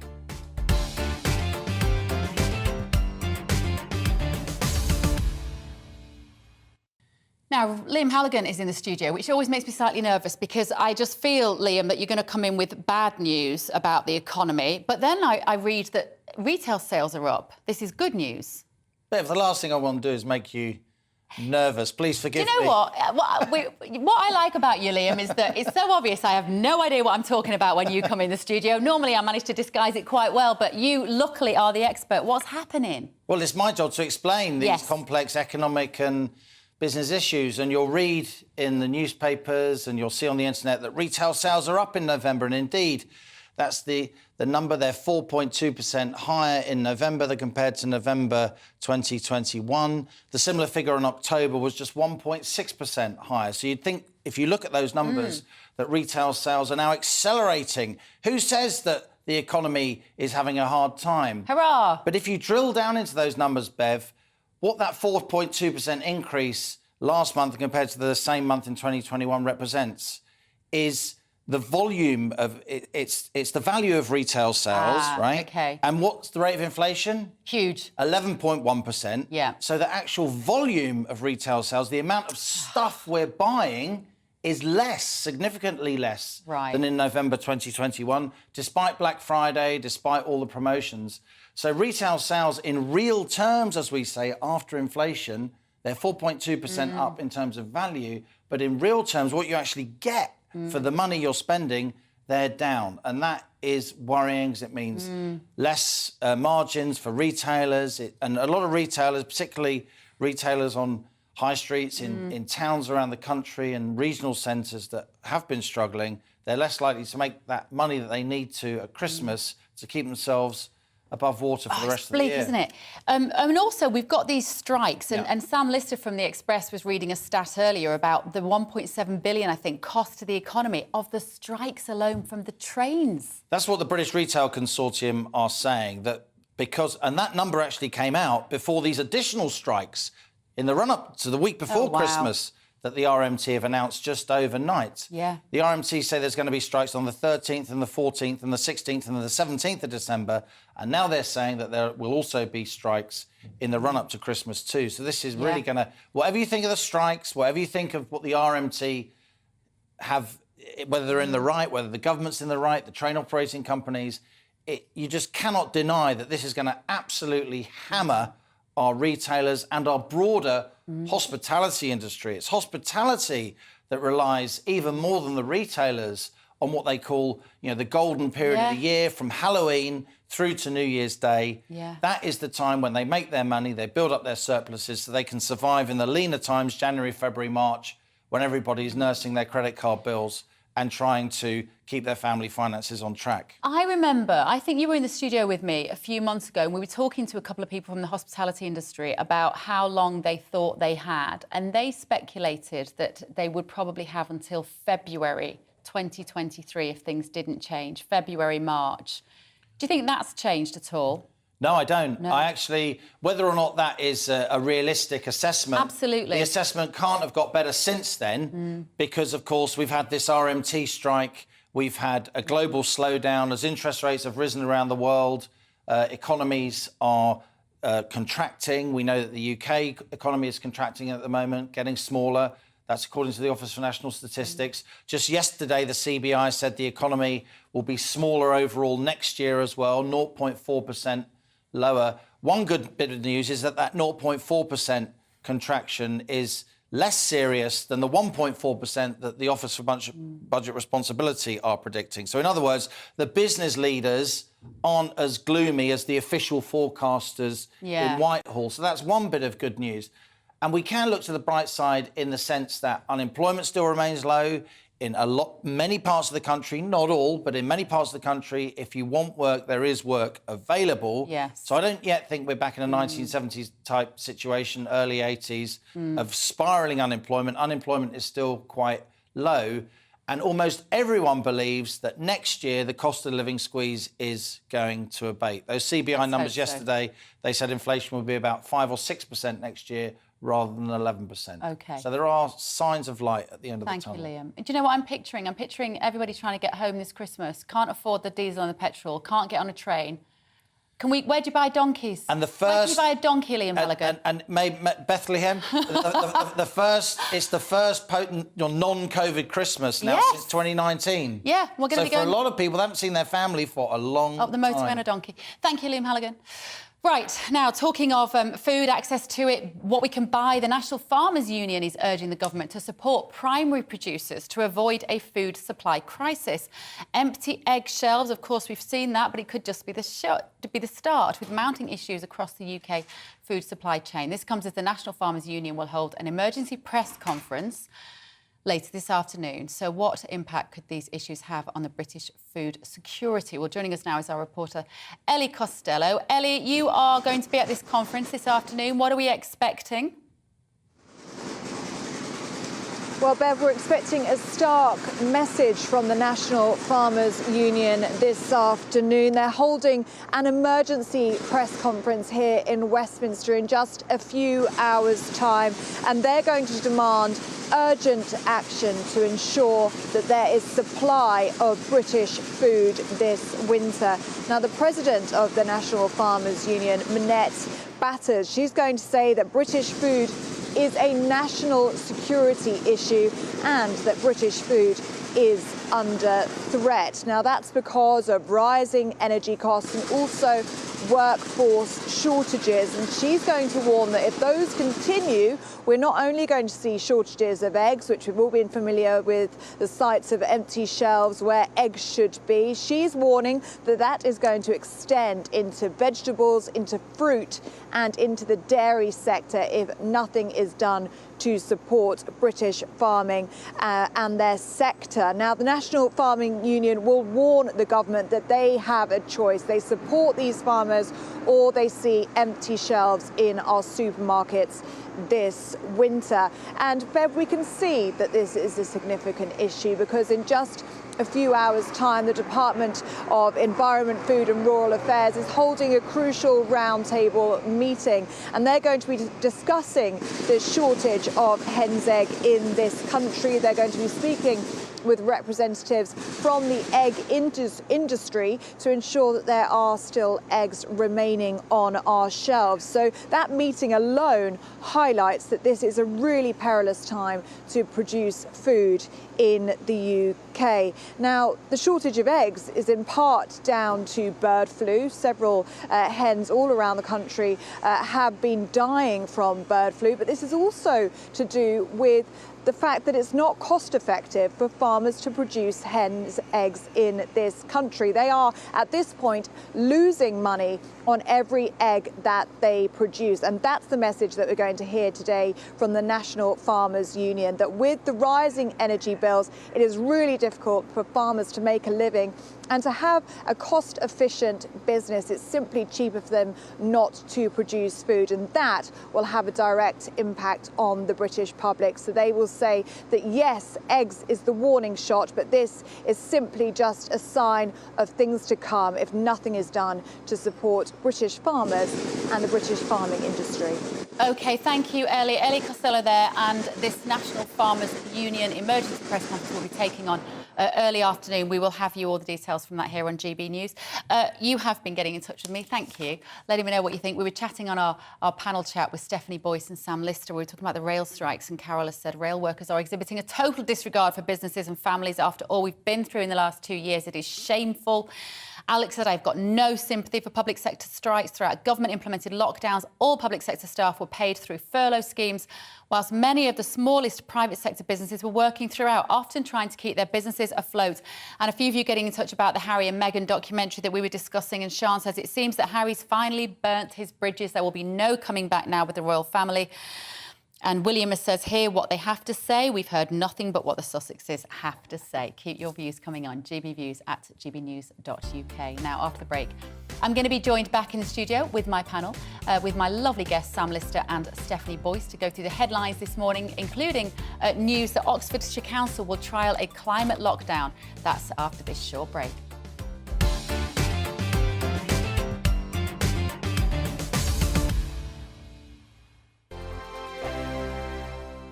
I'm Mark Dolan. Join me at 11 on GB News for Headliners, in which I'll be joined by two of the UK's top comedians discussing tomorrow's papers. If it's an important story, we'll cover it, but we'll have some fun along the way. Headliners, the late night paper review that won't send you to sleep like the others will. 7 nights a week at 11 p.m. on GB News.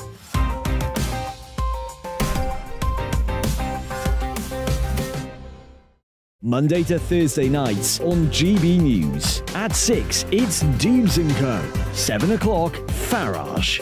At 8, join Mark Stein. And at 9, Dan Wootton Tonight, followed by Headliners. On TV, radio and online. This is GB News.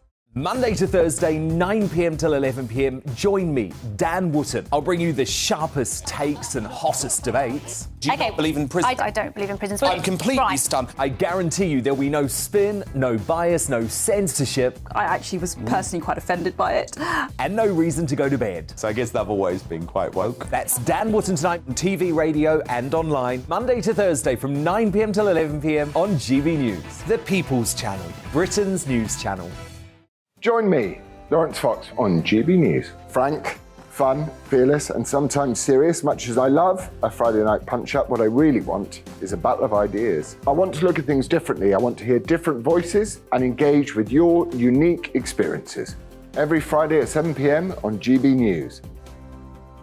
Hello, I'm Esther McVeigh. And I'm Philip Davis. Whether you're watching or listening on TV, online or on radio, we handpick the latest stories, debates and expert opinions for your weekend. So whether that's politics, news or showbiz, we've got it covered. Join us every Saturday morning at 10 o'clock on GB News.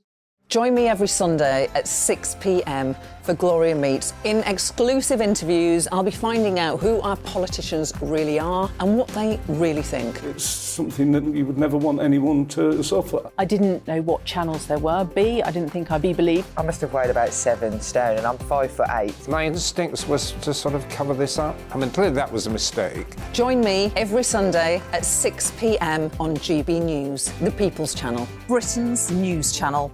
Hello there, it's Eamon Holmes here from Breakfast on GB News. We're not just on your television and your screens, you know. We're on DAB plus digital radio, so you can listen to your favourite shows on the move. If you've not yet listened to GB News Radio, it's very simple. We're on your radio player and TuneIn apps, on your smart speaker, phone or tablet, or online at gbnews.uk. Take us with you wherever you go. GB News Radio. You never have to miss a moment of the People's Channel.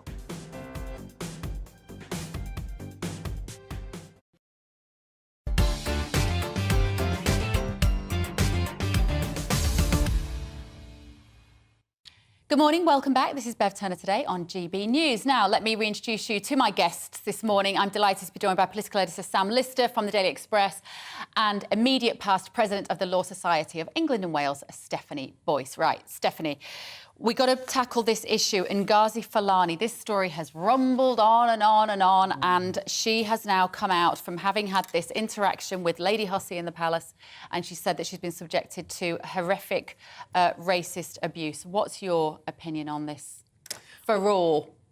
Well, absolutely. I mean, first of all, we've seen the introduction of the online harm legislation that should go some way to curtailing some of this. Of course, it's not gone far enough. But the difficulty is that those who choose to hide behind the keys of a messaging board, who impose this sort of abuse on people, it's not all right, it's not OK. But in particular, anyone who has ever been the subject of such intrusive questions of this nature by a stranger know what it's like. And just picking up some of the comments that were said by individuals, this is unwanted intrusion. And having given a very acceptable answer the first time she was questioned, she didn't plan the incident, because if she did plan the incident, then you said it, Lady Hussey in question is a willing participant and stuck to the script. So it's not anti-royalist or anti-British for her to have spoken out, to have brought this, highlighted this to people's attention. Do you not cut Lady Hussey a bit of slack, though, to think that she's in a noisy room with all these people? She's 83, and Ngazi Fulani, who is there in African dress at an event where she very proudly represents an organisation that represents women of colour. Was it not OK for her to ask that question in a well-meaning... Wouldn't it have been more racist to look down her privileged white nose and walk away instead of engage? Well, absolutely. I think it's fair to say that there are no winners on either side of this. And that's the difficulty. When she asked the question the first time, she should have been astute enough to walk away. But if I may, thinking about the spokesperson for her godson, Prince of Wales, who said that racism has no place in our society, that set a tone for both sides of this discussion and called it out as racism. But I think it's fair to say that there are no winners on either side of this. It is, but for lots of people who've been subjected to this unwanted intrusion at times, you know, it's very invasive. Ngazi Fulani, birth name Marlene Headley, I believe. She knew what she meant, though, surely, when she said, where are you from and where are you really from? You will know, having had that question clumsily asked of you over the years, she would have known what Lady Hussey meant, though. Couldn't she have politely said, well, you know, I am London born and bred. I think what you mean is my family is from, I think it was Barbados in this case. She could have handled it differently. Wasn't it an antagonistic response? Well, why should she? Why should she? You're asked the question, I don't know about Miss Fulani, but the only passport I hold is a British one. The only country that I can go in and out of legally is this country. And therefore, when somebody asks me the question where I'm from, and I give them the initial response, as Ms Fulani did in this instance, is that not enough? To then go beyond, and I guess not only is it from the person who's asking, but it's how it's received. And we are in very sensitive times, and people have to be alive to not only what they're saying, but how it may be received. But doesn't that go both ways? Absolutely. Doesn't that not go both ways? Wouldn't it have been incumbent upon Ngozi to say, because she knows what she knew what she meant, she knew that she was engaging in conversation, and if she wanted to talk about her heritage, this was an opportunity to do so. And I mean, like you say, there's no winner. Sam, what's your take on it? I totally agree with Stephanie. There are no winners of this, and I think it's just a really sad state of affairs. And I think, actually, what's happened in the last week, because obviously there's been lots of discussion about the rights and wrongs of this, but what's happened in the last week, you know, there is no excuse. Whatever you think about what happened there's no excuse for being abusive to people. And I think, you know, I am very pro free speech, but I think free speech, if you believe something, put your name to it. You know, that's what I do every day. I'm happy to defend what I write and say. And I think the problem is social media now. Anybody can go on social media and say any kind of horrible thing they want, and there is no accountability. And the online safety bill is making kind of steps towards that, as Stephanie was pointing out. But it is not going to solve this problem. Let's be clear, this will not solve this problem. No. So you are still going to have this horrible backlash for anybody who puts their head above the parapet. Well, you could say, you see, playing devil's advocate here, in my role as chair between these two very intelligent women, you could say that Ngozi Fulani threw Lady Hussey under the bus by going onto Twitter and revealing a private conversation. Is that not, to some extent, being cruel? Well, as I said, you know, in terms of both sides probably could have handled it differently, but it has opened up a debate. It's opened up a discussion which perhaps for some people has been for too long not been aired. Yeah. The fact we're talking about it.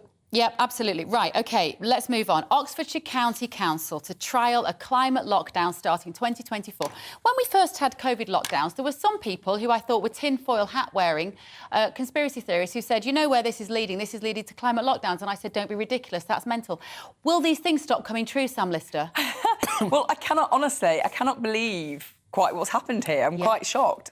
And so you've got Oxfordshire County Council, which is made up of a coalition of Greens, Lib Dems and Labour.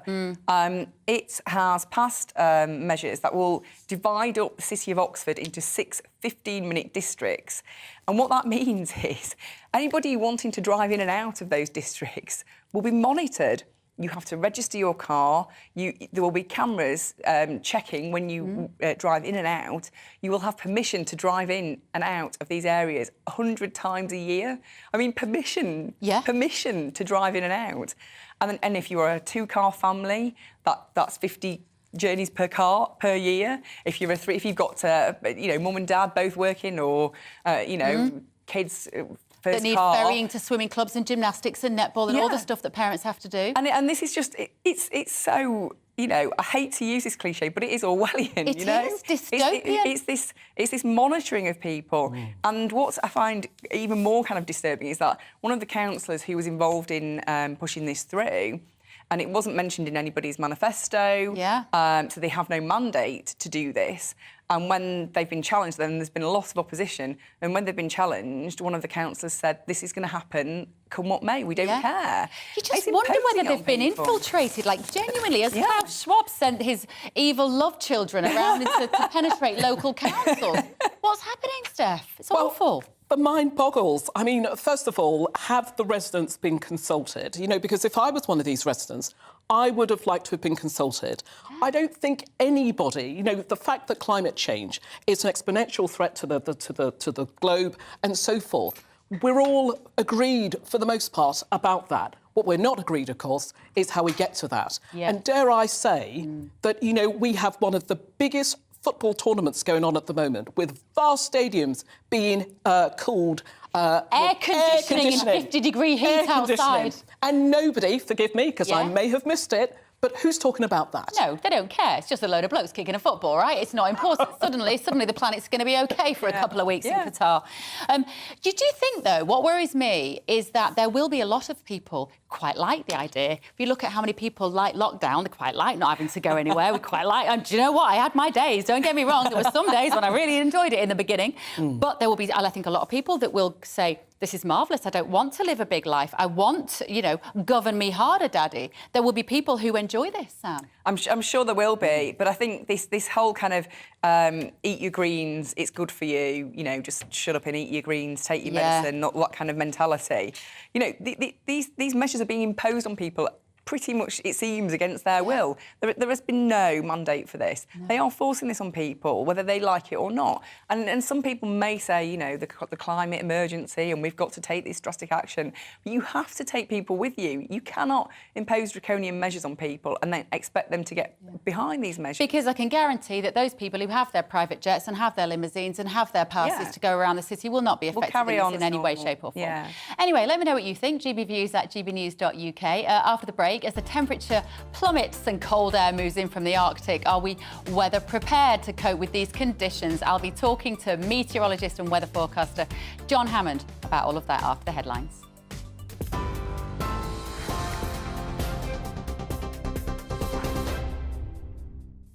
Good morning, it is 11:31. I'm Rosie Wright. Let's get you up to date. At least 9 children have died from a strep A infection in the UK, with the latest being a 5-year-old from Belfast. The bacterial infection usually causes a sore throat, scarlet fever or a skin rash, and it's passed on by physical contact or through sneezing and coughing. The UK Health Security Agency is investigating a rise in severe cases. The government says antibiotics could be given to children at schools affected by strep A infections as a preventative measure. Further strike action's been announced on the railways over Christmas as union leaders reject offers to end their walkouts. The RMT isn't happy with an offer from Network Rail of an 8% pay rise over 2 years. Members will now walk out for 8 days this month, 4 times next week, and then from Christmas Eve until the 27th. Labour's warning that millions of people are struggling to book a GP appointment, saying some won't have serious medical conditions diagnosed until it's too late. Patient survey data shows nearly 14% of patients in England couldn't get an appointment the last time they tried to book one. The Department for Health and Social Care says they're working to improve access so everyone who needs an appointment can get one within 2 weeks. Grocery inflation's dropped for the first time in almost 2 years. Data from Kantar shows in the 4 weeks to November, inflation was at 14.6%. That is 0.1% down from October. But the market researcher says the cost of an average shop is still £60 more than this time last year, and the price of some produce like milk, dog food and butter are still rising. The American actress Kirstie Alley has died of cancer aged 71. She was best known for her role as Rebecca Howe in the sitcom Cheers and in the romantic comedy Look Who's Talking alongside John Travolta. In a tribute, Travolta said his time with her represented one of the most special relationships he'd ever had. We're on your TV, online and your DAB+ radio. You're up to date on GB News.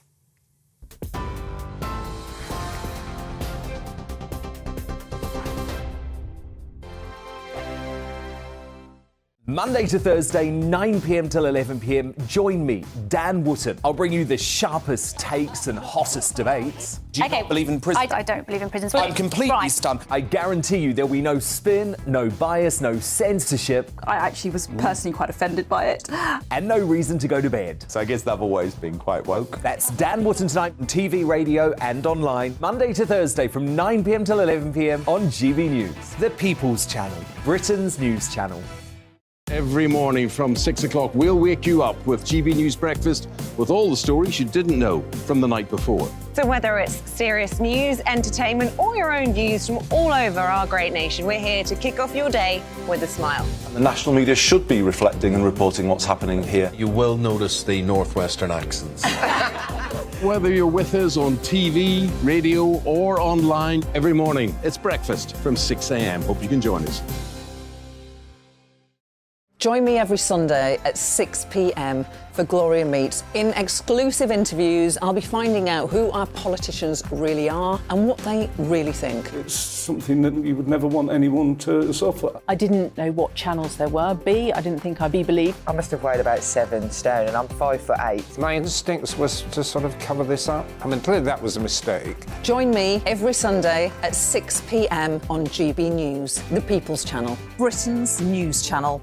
Hello there, it's Eamon Holmes here from Breakfast on GB News. We're not just on your television and your screens, you know. We're on DAB plus digital radio, so you can listen to your favourite shows on the move. If you've not yet listened to GB News Radio, it's very simple. We're on your radio player and TuneIn apps, on your smart speaker, phone or tablet, or online at gbnews.uk. Take us with you wherever you go. GB News Radio. You never have to miss a moment of the People's Channel. My name's Tom Harwood and join me 9:30 a.m. every weekday for The Briefing, your one-stop shop for everything you need to know about what's going on in politics today. I wonder if this is a deal that might need to be like the biscuits in this factory, twice baked. Is there not an opportunity here to win out against the extremes? Tom Harwood, GB News. What are you going to do about it? Things should have been done differently, and they certainly are being done differently. Don't miss it. The Briefing with me, Tom Harwood, 9:30 Monday to Friday on GB News. Hello, I'm Simon Evans. Join me on GB News for Headliners at 11 p.m, where I'll be joined by two of the country's top comedians as we take a look at tomorrow's newspapers tonight. If it's a big story, we'll be covering it, I guarantee, but we'll also have some fun along the way. That's GB News Headliners at 11 p.m. We won't put you to sleep, unlike some of the other paper review shows out there. So join us, 11 p.m, 7 nights a week.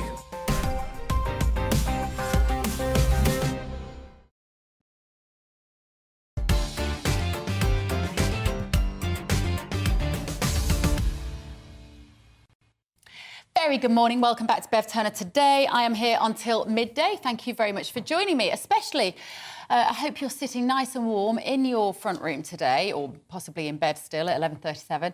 I won't judge you. The Met Office has issued a severe cold weather warning for England later this week. It's a yellow alert for snow, which has been issued for tomorrow, as Arctic air is set to grip the country. So what's this going to bring? Power cuts, national grid disruption, risk to life.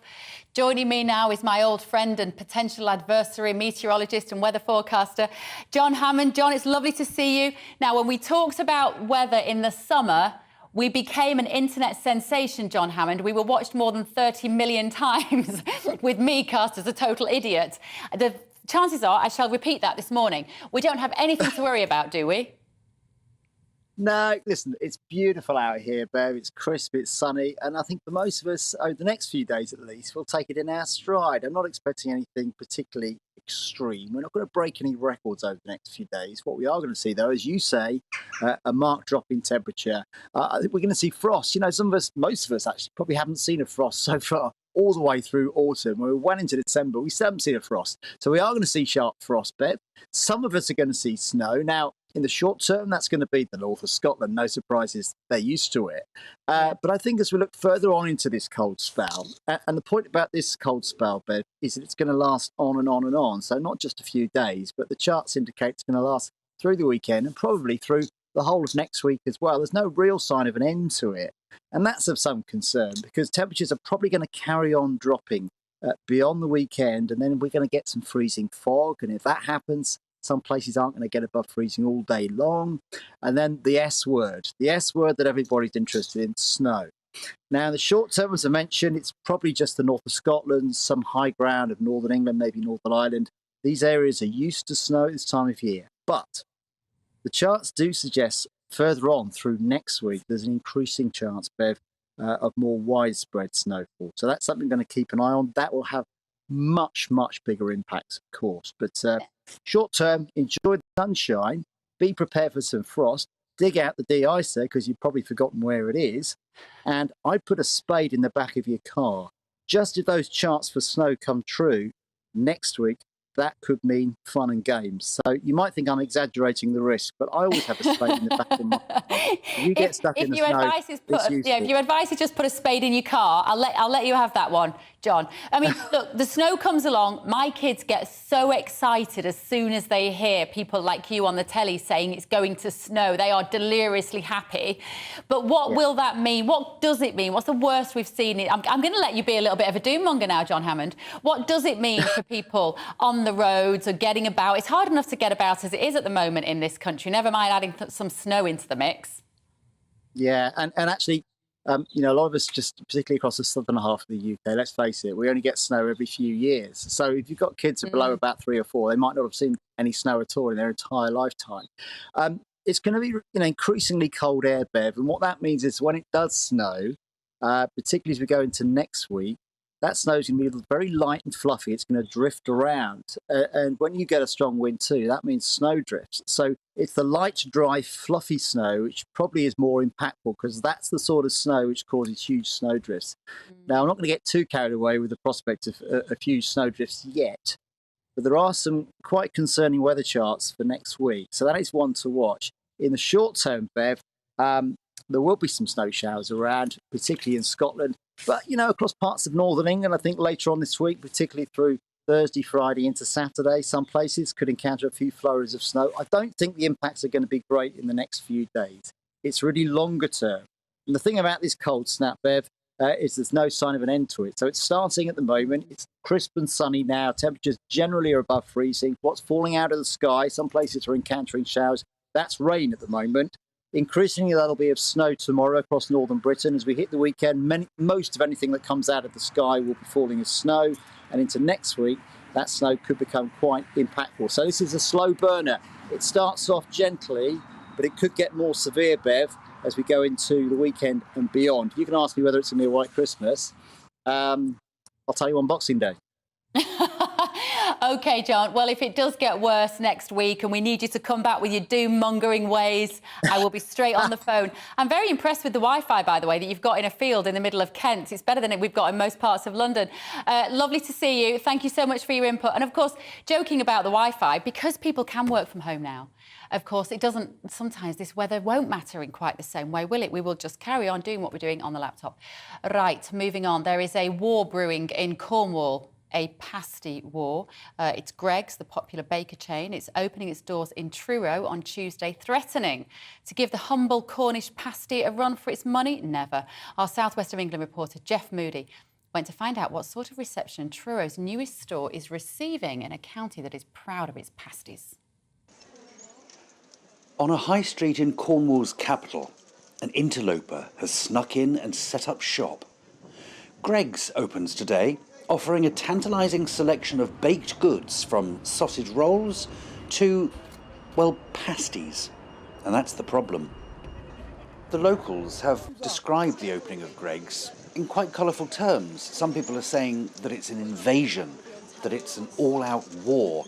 It's even been described as the spawn of the devil.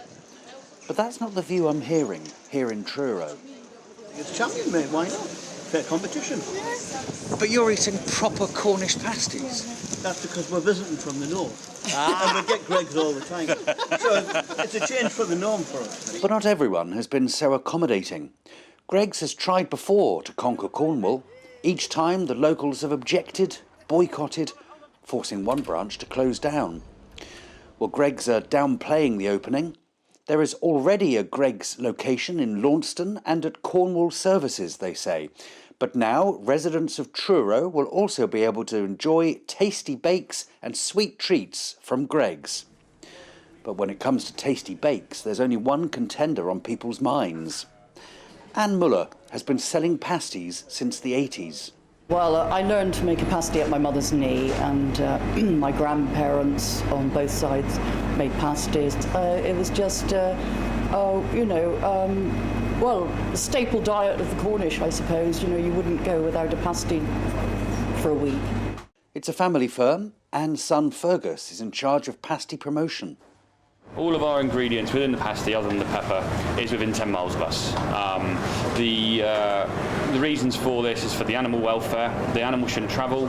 You should know where your meat comes from. It's massively important. And you know, and if you're getting the rest of the ingredients for the pasty, it's good for our economy. They say competition is healthy, but many say there's only room for one pasty maker in town. Greggs are up for the challenge and will be keeping a careful eye on footfall before expanding further into the county. But any plans for expansion could see the pasty wars turning nasty. Jeff Moody, GB News. I'm sat here with my guest. We really fancy a pasty now, having watched that. That's lunch sorted.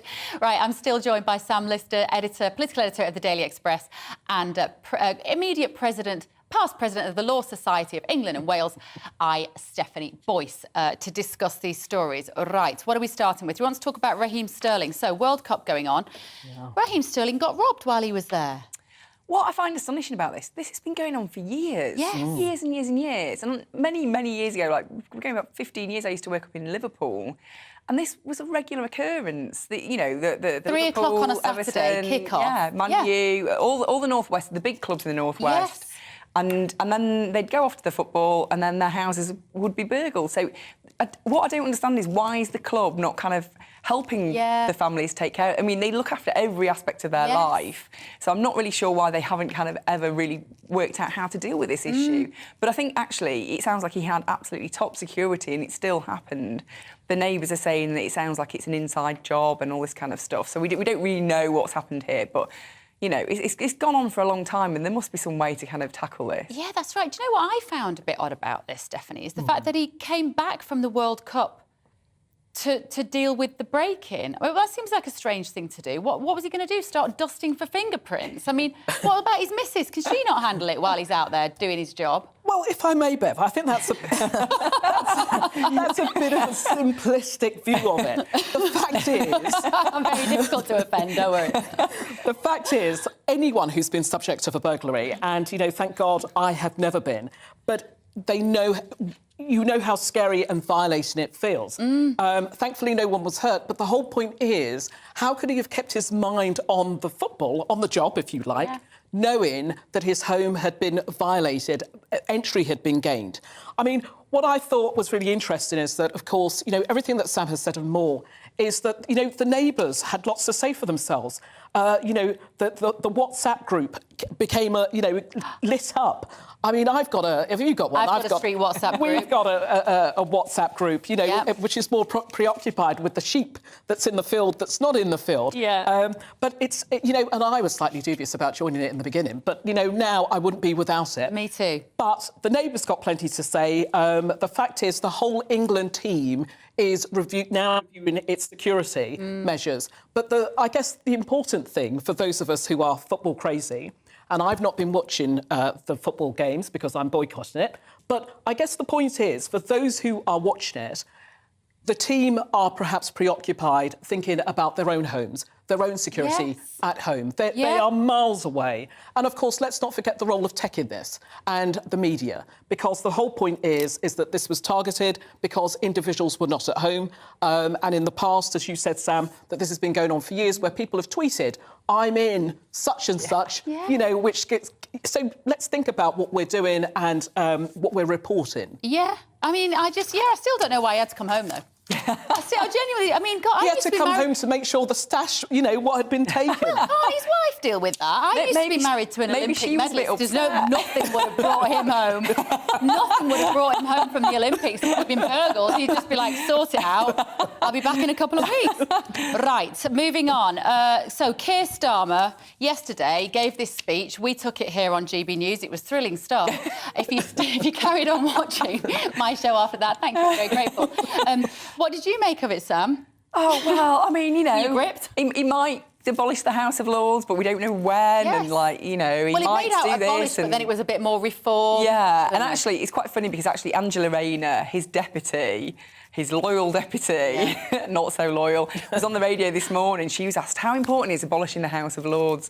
She said, well, you know, it's not #1 priority, is it? And you're like, you know, they can't even agree between themselves about these things. So clearly, you know, I don't think we're going to hold our breath on that one for too long. But then there is this other thing where he's talking about actually for the devolved nations, you hand certain powers that suddenly, at the moment, Westminster holds, give more powers. So Nicola Sturgeon would have control over Scotland's foreign policy, for example. Yes, that's a big deal. I mean, that is huge. That is huge. You know, to have a different foreign policy in one bit of the country is quite a staggering move. Absolutely. What did you make of it, Stephanie? Were you gripped? Were you on the edge of your seat listening to Keir Starmer and Gordon Brown yesterday? No, I was elsewhere, watching something else. I mean, in terms of reform in the House of Lords, I don't think anybody disagrees that reform in the House of Lords is needed. And, of course, we saw this starting under Tony Blair. What is needed is actually the House of Lords as a scrutinising body chamber works, and it works really well. But what is the issue is how people get there. And that we need to review that. Electing individuals to get there is not the answer. You need to put articulate, intended people, such as myself, in the House of Lords who will make a real difference. Was that a genuine pitch? Absolutely. But there we go. But presumably somebody in your position would be looking at that. And in some ways, I quite like that. I have friends not dissimilar to you in terms of they've overcome adversity, they've broken through glass ceilings, they've got themselves into positions of power. They don't want to be an MP because they don't want the hassle. However, they would be an excellent influence upon our political landscape. I quite like the House of Lords for that. Absolutely, and that's the point. And turning to the plans that have been outlined, the issue I have with these plans and the Labour's plans in general is I don't know what they are. I'm at a loss as to what Labour is saying that they're going to do and how that may affect me and others. And so what we need from Labour is clarity. You know, they're ahead in the polls, if the polls are to be believed. Keir Starmer perhaps is going to be our next Prime Minister in, you know, the next general election. Tell us what you're going to do. Tell us how you're going to change our country around, the economy around. I don't know how we got into this mess, but I'm keen to know how we're going to get out of it. Yeah, I'd like to know what their taxation policy would be, what they've got intended for education, how the heck they're going to sort out the NHS. There's a lot of stuff that he could have done yesterday. I realised yesterday was this announcement of this State of the UK report or whatever it was called. It had a terribly boring title, as these things do, that Gordon Brown had put together. But is that his priority? You know, is his priority? That's the message he's sending out, isn't he? My priority is tinkering around with constitutional reform and the House of Lords. That's right. What about people's, you know, cost of living? Where's the Now, this is a story that broke in the last hour, and the beauty of this show is that we can do stories in our paper section, which have just broken this morning. Apparently, Indonesia have just banned sex outside of marriage. I mean, we thought it was bad that Oxfordshire County Council were going to stop us going in our cars because of the green agenda. Sam Lister, this is an extraordinary story. Well, I mean, it's just astonishing. It's just astonishing. I mean, how are they going to police this? This is what we need to know. You know, what on earth did they do to check on this? I've actually just come back from Bali. It talks about Bali, and because I went there for the G20. Yes. Very beautiful country, but I can't imagine how he's going to go round. No, because it was a work trip, so you know. Well, so. I'll end my questions there then. But you know, like the thought of people going around and policing the lovely people of Bali just seems astonishing. It actually, on a kind of serious note, it reminds me a bit of Iran and the morality police, and we've seen where that's ended up recently. Yes. The morality police checking that you're all behaving in the respectful way. There is a serious side, as much as we're sort of sniggering at the ludicrous nature of it, Stephanie, there is a kind of serious implication. Why have they done this now? Well, the press takes a stab at the fact that this is a rise in religious conservatism. In the fact that they've not only just banned sex outside of marriage, they've banned you living together, which you could face a jail term for up to 6 months. And adultery, of course, is an offence which people can also be jailed. And just for anybody thinking about going to Indonesia and its associated countries, is the fact that this applies to Indonesian citizens as well as visitors. But the serious side of this is around human rights and, of course, a potential detriment to tourism and investment at a time when this country, we know, is trying to recover from the pandemic and other economic challenges. Yeah. Well, absolutely. It says sex outside of marriage will carry a jail term of up to a year under the new law, which will take effect in 3 years. Raft of changes come as a rise in religious conservatism in the Muslim-majority country. Just extraordinary. We've been asking you this morning about our Twitter polls. OK, so we've been asking you whether you can see your GP. I did ask you. 5 million people couldn't get a GP appointment last month. Can you see your GP when you need to? The final votes are in, and nearly 73% of you said that you couldn't. Sam, do you have experience of this? Does this reflect your experience? I had to go to the GP for something very minor a few months ago, and what I really noticed was I managed to get the appointment, but when I was in there, I barely sat down. The GP was very keen to get me out before I'd even discussed anything, and I think that was a reflection of the pressure that the GP was under. Yeah. And they do not have the time to deal with people, and that's kind of very worrying. It's awful, though, isn't it, as well? Because we were talking yesterday about the fact that the midlife check is going to be done online now. So rather than going into your GP where they take your blood pressure, they'll send you a kit. You can take your own blood, you send it in, and they do a Zoom call with you. Of course, I'm not old enough to have that check. Neither am I, Stephanie. No. I think, the 27% or so who has managed to get through, that's amazing, and I'd like to know where they lived. Yeah. I happened to call the GP yesterday. I was feeling terribly poorly, explained that, that I couldn't speak properly, my throat was killing me and so forth, to be told, after a whole week of battling this, to call back in 3 to 4 weeks.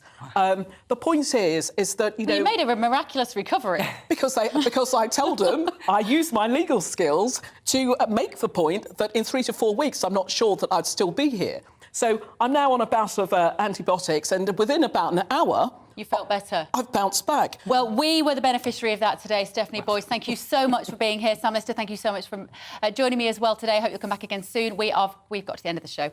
It's flown by. Coming up next is GB News Day with Mark Longhurst. I am Bev Turner. I'll see you tomorrow morning at 10. Hi there, it's Aidan McGibbon here from the Met Office. Increasingly cold during the next 24 to 48 hours as northerly winds arrive, bringing showers to some, but sunshine for many. We're actually going to lose the cloud that the easterly winds brought us over the last few days. Having said that, there are some areas of cloud around as we enter the afternoon, primarily across central, eastern and northern parts of the UK. Increasingly sunny skies, though, breaking out in many southern and western areas. And for many, it's dry, but it's cold. Temperatures of 7 or 8 in the south, 4 or 5 in the north, and it's in the north where we start to see this Arctic air spread south. It's going to bring some showers to the east of England through the day, northern Scotland, Northern Ireland, and increasingly overnight those showers will be turning wintry, so sleet and snow, primarily over the hills at first, but coming down to lower levels by the end of the night across northern Scotland. Away from those showers, there'll be clear skies and a widespread